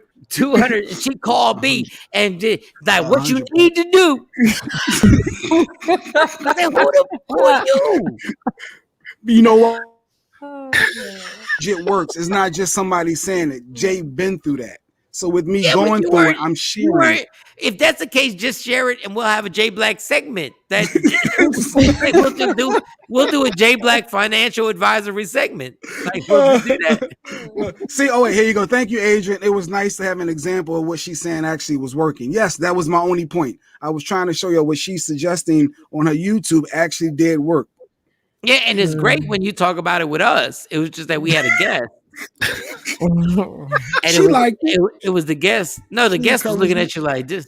No, she like, go, Jay Black. She's like, what is your real name? She wanted to know. She wanted to make sure she remembered me. I was like, Jamal. Yeah. What? That's exactly how it happened. You're right. That's exactly how it happened. That's exactly what. Yep. No, but in all seriousness, check her YouTube out. Already hit subscribe, and there's a lot of insight. A lot, because people do charge for that stuff, but she's sharing what she paid for. So it's really, really good. Check her page out. You're going to get a lot of good inspiration and insight. All right, I'm getting tired. Sexy Mose, is she here? Mm-hmm. All right, put that thing up. Just so, hold on. What Mark say? Nah, you're the new 2022 Energizer Bunny. I was hyped. I ain't never seen you. I ain't seen you that hype since the late 90s. I ain't seen. I get inspired and want to show love. No. You did a great job, Jay. You did a great job. Oh, whatever, sarcastic. You did. You just jumped. Yeah, done good, Jay. No, you did. I'm not. Jay's this has been a long show for Jay, so I'm glad that he got excited. Like, I'm glad. Yeah. Like Cam and Shawnee were just like, "What's that number again? We'd like to call you." And Jay was like, "Number? You can just hit me up." @ Jay Black. Hit me in my DM. I got the answers. Sway, you can't help me. Sway, you can't help me. Yo, that's funny.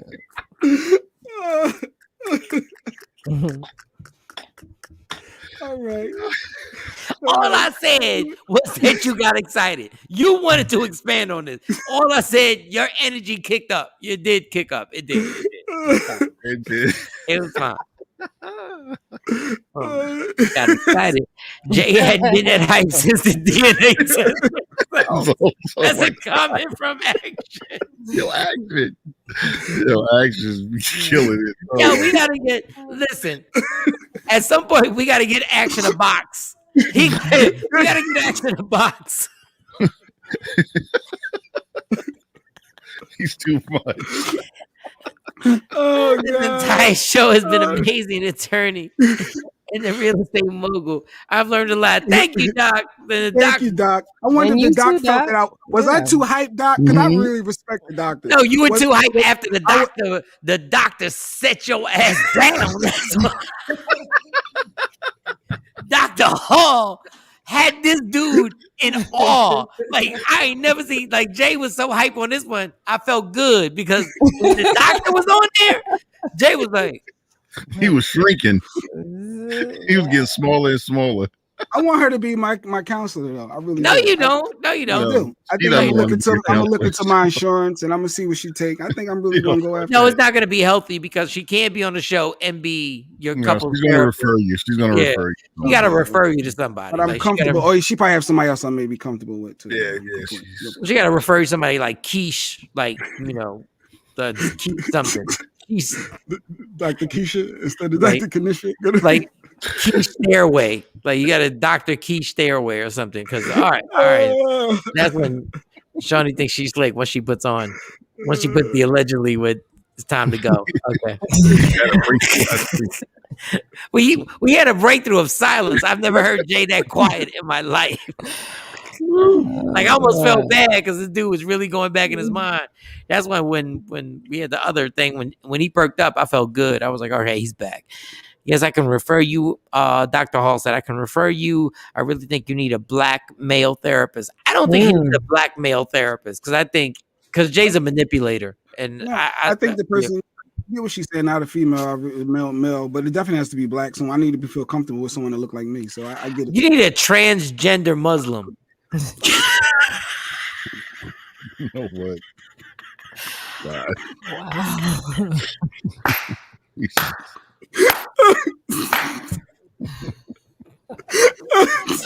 Oh my God. What are we doing? You need somebody who covers their. Takes forever. 20 You minutes. need somebody who covers everything. I don't know, but it's so funny to me. A transgender Muslim. That is genius. But that you need the whole gamut. You need the whole thing. You need everything. You need somebody who'll curse you out. I'm not playing with you. Nope. I'm not. We got sexy mode. Come on. We got entertainment news we got to get to. I think we should just go right to sexy mode. I think we just go. Let's just bring sexy mode. And it's so funny to me. Let's go. King Mo up. Oh, Mo. Let's go right to Mo. No. Hey, there she go. You need somebody who runs the gamut on everything. No. You need a I ain't touching transgender that. Muslim crack dealer. I mean, because basically what you're saying is there's nobody on God's green earth that can help my Jay Black. Oh my God. It's gonna take an anomaly Oh, to help that- Jay Black. Is what you're saying. oh, I need more coffee. That killed me. All right. Go ahead, Oh Mo. wow. Dr. A Kanisha said, transgender vegan Muslim. biracial life coach therapist.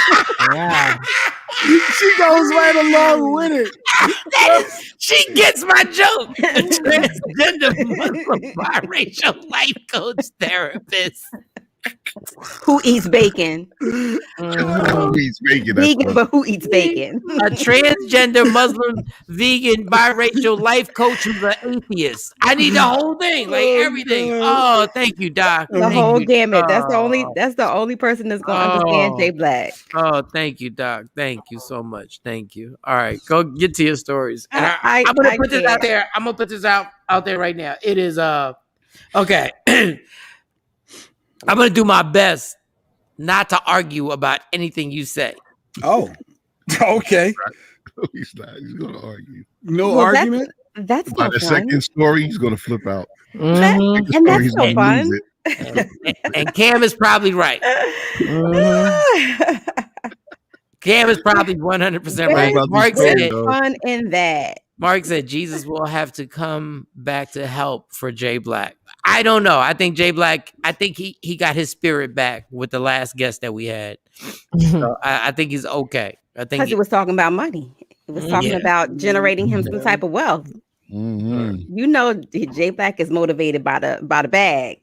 You know, it's funny. The tone in your voice makes me want to argue with you, Mo. Like I want to argue, but I love you. So But should I turn on my therapeutic no, voice? don't turn because Okay. your therapeutic voice just sounds like phone sex to me. Okay, Exactly, call the EMT. His head might explode. Mike He can't head argue. might explode. You can't argue. Your All head right, would all have. Yep, that's just you. Go ahead, Mo. Go ahead. Start the first one. Go. I'm concentrating. Go. Sorry, I'm not gonna Miguelito. argue. Well, listen. So, And okay. don't try and trigger me with the Miguelito. Go ahead. Now we start here. We go ahead. Go. I'm not arguing. That's just, I'm just calling you your name. So, Michael Shawn, okay, you know, Rick Ross, he might have to switch it up and he may have to say it in Spanish. Jefe de Muslo Grande. That just means that he's going to be the king boss of the chicken thigh. Yes, we are at a wing shortage, people. And so Wingstop has changed their whole branding tactic, which is genius to me. They're moving with the trend and everybody's jumping on this wave. If you never liked thighs before, you're gonna like them now because they come in different seasons and different flavors. I love thighs. Who doesn't love a good juicy thigh? I love You thighs. need two thighs. Yo, thighs are the most amazing Gotta get thing. them in pairs. Gotta get them in pairs. Shout to all my heterosexual men who know thighs. Well, now you can go to Heterosexual men. Wingstop and get a 3-piece juicy thigh. I'm gonna tell y'all right Combo now, meal. and I'm not arguing. I'm just saying. We as people are dumb enough to believe that we never ran out of chickens. We're not gonna run out. We've run out of chickens, people. And this is why there's so many that there's not enough chickens. Mike said this like about 2 weeks ago. Yes, not enough chickens. Technically, there are over 500 billion chickens raised. Like, so I'm not understanding the whole concept of running out of chicken wings. Oh, how in the can we raise 500 billion? Do you know the number you just? It's impossible. No, technically, it's not. Yes, it is. That's why. That's why these chickens that we keep eating. Oh, I'm not gonna argue. Never mind. No, I was saying 3. Dang. I was counting down 1. Here it goes. I almost had you. I almost had you. Nope. Look into my eyes. You are absolutely. You know what, Mo? You are absolutely right. Look into my eyes. You know you want to argue, boy. I'm reading text messages. Here it goes. Well, speaking about arguments and conflict, Michael B. Jordan is on the chopping block with the whole Caribbean nation. They are waiting for him to change the brand name of his new rum that he's putting out. Apparently, you know, his girlfriend, Lori Harvey, exposed, you know, the brand a little bit too early. They had a soft release party and she posted on social media, of course. The name is called Juve, which is a celebration in Caribbean, but it's tied to the emancipation of slaves. So, of course, like people like Nicki Minaj, who's from Trinidad, was like, look, you know, now that you know better, we've explained it to you, do better, you know, change the name. And, you know, I wish you well. I wish you, you know, continuance of prospering and flourishing. But we need you to change the name like ASAP, Rocky. Good luck with that. 3, 2, 1, 1, 2, 3. What the heck is bothering me?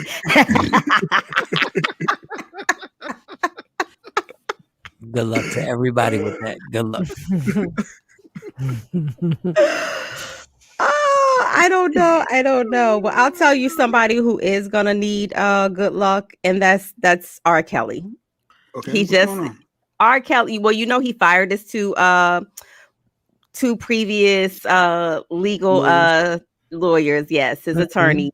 And I mean, which is crazy because they're about to go to trial. And that's something that you don't do because it takes months to prepare for something like this. So, you know, they're off the team. I told you yesterday he got about a negative 13, according to my sources in his bank account. So I don't know how he's retaining this new attorney, but according to my sources, they just they actually represented Tekashi 6ix9ine's previous alleged kidnapper, right? So according to my sources, they are actually going to be representing R. Kelly. The other half of the legal team don't think it's a good idea. So it's Michael Jackson bad already. When your legal team's not agreeing with who you're bringing on to represent, and they're basically saying, "Good luck. We hope you win, but we don't think that this is a good look for you. It's a bad time to bring in, and then who you're bringing in." There are no more chickens. What up, Harry? There's What up, plenty Harry? of thighs. Big dog. Give me some thigh meat, girl.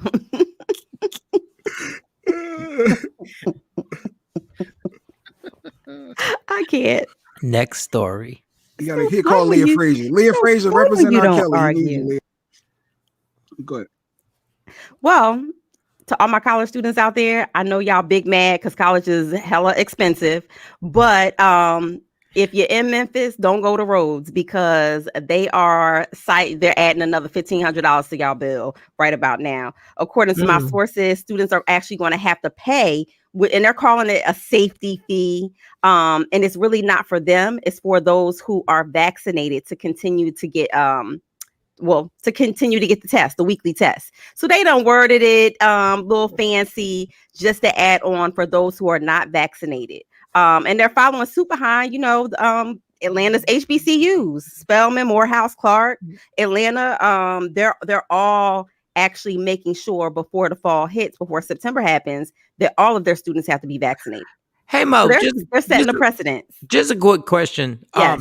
Do you think you would have made just as much money if you didn't go to college? Do you think you would have been as successful? So I'm glad you asked that, Michael Shawn, because no, I know a lot of people who are more successful than I am, and I have 3+ degrees. I was just asking, like, if you had to do it. No, if you basically saying school ain't everything. No, you don't have to go to school to be successful. What school guarantees you is that you'll always be employed somewhere, right? It doesn't say where, but you'll always. It just makes it that you'll always be able to get a job. But no, there are people who I know who are making far more money than I have, and they don't have student loans. I think it's the American pitfall dream. And unless you're becoming a doctor, an attorney, or something that actually, a therapist, you have to have school. You have to have schooling for that. But yeah, hell no. And my parents made me go to college. I actually wanted to, be a hairstylist, and they were like, "Yeah, you can own your own salon, but you going to school." And so therein lies that. But school isn't for everybody. Wow, our doctor. I do say that. Dr. Hall said I definitely would be more successful if I hadn't gone to medical. Right. It doesn't, especially in your field. School does not guaranteed employment. Okay. Well, I was just asking. Wow, that's interesting. Okay. All right. Go ahead. Next story. If you had a choice between going to college for 4 years or getting pregnant by somebody who's worth $5 million, which one would you have picked, Mo? $5 million, Alex Trebek. Okay. Just wanted to ask. Hey, Shawnee, if you had a decision I don't know if you went to college or whatever you pursued, if you had a choice between doing that or getting pregnant by a man who's worth $5 million, which one would you have picked? I'll take the 9 months and the baby. Yep. God bless, because I do the same thing. College, and I don't even have a vagina. College is a new high school diploma. Harry, wow, Jameson, Jesus, that was but it is actually, but he's not too far off. It is. You literally have to have a master's degree, certifications. If you have your MBA, you have to go get your Six Sigma. I mean, it's so many loopholes to just saying, "Oh, I have a college degree." It's like, okay, and well, what else do you have?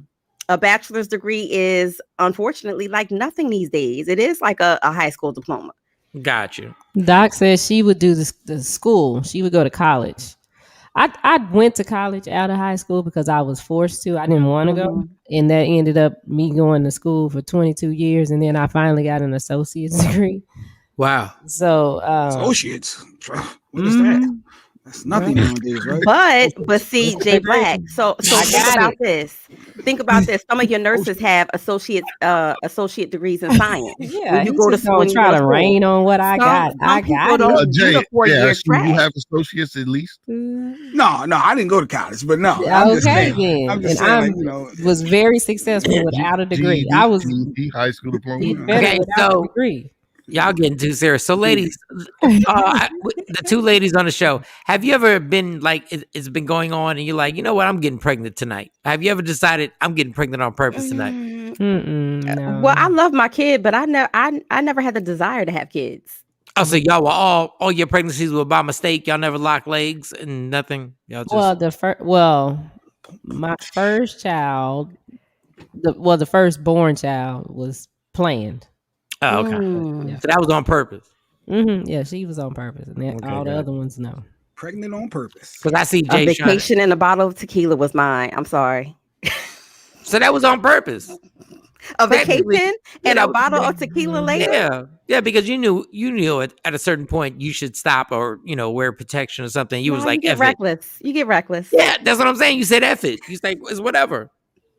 All right, next door. Just wanted to lighten things up because I knew Jay was about to get on somebody's nerves. So I didn't wanna... Man, he talking about associates. We're ain't all nothing. see, but you know It what? is high school diploma. Yeah, that's a high Or do school you have diploma. GED? Maybe high school Did diploma. you graduate, Spanky? You need proof. You need proof. You graduated, Spanky? Yes, Here I we did. go. Here we go. Yes, Here I we go. did. I walked Here we down the go. aisle. Yes, I did. Oh, okay, you had a cap and gown. All right. Associate. I just thought this BA bachelor's is where I thought it starts at now, and then No, and that's actually, what matters nowadays. That's actually, all. these kids Yeah. nowadays are very smart because they're going to community college, getting that 2-year and bridging to a Mhm. 4-year, which is cheaper. College is hella expensive. And Texas is free. If they go to the 2-year out of high school and get their associates, it's free. Free degree. Well, I didn't even know that. My kids we should have damn near moved out to Dallas. All right, next story. Jersey has it too now, Mike. Oh, they do? Jersey has it too. You can send your kids to community college. Right now, especially after the pandemic hit, a lot of the community colleges are doing this whole, choose your major. It's free. If you're a first time student coming out of high school, and you can bridge to like Keene University, Rutgers, and things like that. So you could save up for those 2 years while you're getting that associate's and transfer in. So when you were on vacation and you had that tequila, did you feel that you were pregnant the next morning? Could you tell? You were like, you know what? Yeah. I actually know exactly when I got yes. Like the next morning, you knew it. Like your ovaries were like knocking, like hello. Like girl. Yeah. All right. You done messed up there. Shawnee, did you know the next morning with your ovaries like hello? Excuse me. No, I don't really remember. That's what I'm talking about. I actually have pictures from I actually have pictures from the day before and the day after, and I had this low. You had a glow the day after? Yes. I don't know if it was because of that or if it was because of the night before, but I had a glow. I still have the picture to this day, and it was a rough night. You had a glow the next day? Yeah. See, her situation was different. It was all happy and stuff. No. The situation wasn't happy, but it was a good weekend. Yeah, see. My kids are upstairs, so I can't say what I want to say, but go ahead. Yeah, go ahead. You had a glow the next day. I think it was the tequila. Yeah, pretty much. Yeah. All right. You know them Quavo nights don't. Jesus, and my kids are awake too. So, all right, go ahead. Next story. I'm gonna keep it cute for the morning. He said I had a glow the next morning. I did, and I don't know if it was because of the vitamin D or if it was because of the tequila, but your Because butt. of the other D. Next story. According to Dr. Kadish, right? I wouldn't have gotten pregnant if I did, Michael Shawn. No, that was the additive. That was the sidebar. That was the appetizer. Ooh, That was the afterwards. Jenkins. That's Cam's peoples. Cam's Ooh, What? I was So busy my earning this sister. felony. his felony. What? Oh, that's Mo. Wow. That's Mo. Okay, that's the other Mo. Jay was Cam's busy sister. earning his felony. Where did that come You from? talking about in high school? In high Oh, school. He was oh, taking wow. shots. Oh, She taking Jesus. shot. She shooting. She Oh, shooting. my God. Wow. Yeah, wow. Yeah, Back that's in dang, I the went Mo. dark on that my one. I was sister like, liked wait, where Shawnee. we going My with sister this? liked Shawnee. So she Right. had Shawnee back. And that don't It count, definitely Mo, was. as a part that never existed. It's gone. What? So no more felony. She trying to take shots because when I was a youth, I made bad Oh, decisions. yeah, when you yeah, was yeah, yeah. 17 I and forgot 18. about that. I forgot about that. Who doesn't He make was bad stealing decisions at cars. 17 and 18? Who doesn't? I was Who can make facing bad 5 decisions? years, almost Yeah. 5 years at 17, 18 by Mm. a mistake I Oh. made. So See? it's no judgment zone here. No, thank you, Mo. It ain't no judgment zone. Thank you. But Damn, I didn't know. How did you get into stealing cars? Like for real? No, I want to know how Mo almost did 5 years at 17. That's what I want to know. That too. See, that's the Actually, story. technically, I was 18. That's the real I was story, 18. yeah. We already I was heard 18. Jay. I was. We heard Jay stealing cars. I want to know I was 18. what human trafficking were you doing? So it wasn't human trafficking. Yeah, it wasn't that. Oh, But you held something for somebody. But so the way that the laws are structured, no, I not that day. But the way the laws are structured is if you are arrested or caught in a raid within like a certain distance from a school project, which is a setup for Black people, right? Because school projects are in the inner city everywhere. It's a mandatory 5 years. So I always say I was in the right place at the right time because after that incident, my mom and dad, they was like, either you going to college or you on your own. I was like, sign me back up. Wow. So yeah, I got caught out there. I was somewhere. No, I wasn't fast. No, you was fast. You was fast. Stop. I wasn't fast. It was a situation that I was in, the company that I was keeping, and because you thought you knew too much. Next story. Go ahead. like everybody. Like everybody. During that time, that was a time where a lot of young ladies, made choices to be with people who were in that life. Mm-hmm. And so everybody had a dope boy. You see how I have not argued one point. Just move on to the next story. Go ahead. She trying to blame other people. You have to self-reflect. No, it wasn't other people. That's why I say it was the right. I was in the right place at the right time, because people say, "Oh, you was in the wrong place at the wrong time," because that wasn't your situation. But no, I was in the right place at the right time because it was a. No, this didn't happen in Arkansas. This is in Jersey. All right, you got one more story. Come on, I'm going to sleep. I need a nap. Well, actually, it's time. If she ain't got one, it's time. No, if she got another story, we're on time. We're on time. Are you good? You sure? I'm gonna keep it cute. Yeah. No, if you got another one, go get it. No, because you're not arguing, and the next story is something I can't even entangle you with. So this ain't even fun for me today. No, because I'm not going to argue about this stuff. I think you do a great job doing the stories. Dr. Hall's back. She said, I know Jay Black not seeing the group therapy. Yeah, that's Jay Black. About accountability. Okay, Doctor, I love you. First of all, this new Jay Black, I know not you. I don't even know who you are. This new day, new me thing that he got going on. There ain't no new Jay Black. Jay Black is as irritating. And as I didn't say his ass wasn't irritating. I just said that he got a new me. There was no new me. Did you see the early part of the show, Mo? Did you see like the first hour? No, I don't think she saw it. No, she didn't see the first hour. She did not. I can tell. It was worse than New Jersey Drive. No, she didn't see the first. Said the early part of the show today. Did you see that? Yeah, no. I did not. I was actually in the car. Yeah, Dr. Hall, Jay Black. I missed it. I'm gonna have to recap. Because Dr. Hall did the ultimate breakdown.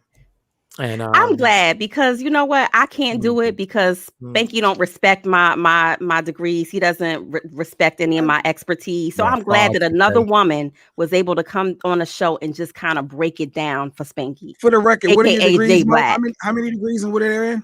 What do you have degrees So in? my undergraduate degrees are in communications and English, and my graduate degrees are in education and psychology. My postgraduate degrees, you want me to keep going on, Jay Black? Because I know you're about to I'm just say saying for the something. listeners. It was You're for the about to say listeners. something. No, it's for the listeners. I mean, you got more? Oh, I do. But they're irrelevant right now. I just had to break that down because I know you're trying to be smart. There's always an underlying reason why Jay Black asked you certain questions. He never asked you certain questions just to be asking. No, I was just showing love because you got way more than me. Love me for who I am, not who you want me to be, because I can never be that. And understand there's only one thing in life that's guaranteed. It will end. So enjoy every minute, every second. Jay Black, I went to Thank you, Dr. Kanisha. I did have a breakthrough. Thank you. You fight for everything, including parking spots. Fight for your happiness. Never let somebody take parking spots. And we are done. Michael Shawn, Sexy Mo, Jay Black, Donnie Scott, DJ Cam. Thank you to all our guests that have joined us. We will see you tomorrow morning, 6 a.m. Central Standard Time, 7 a.m. Eastern Standard Time. And on the West Coast, we don't care. We don't know what time you wake up. Hey, yo, Mike, tomorrow, can we argue? No. It's exhausting. Because if I argue with you, then Shawnee jumps in like it's a tag team. It's the one and it's like the one threesome I've never wanted to be a part of, and it's exhausting.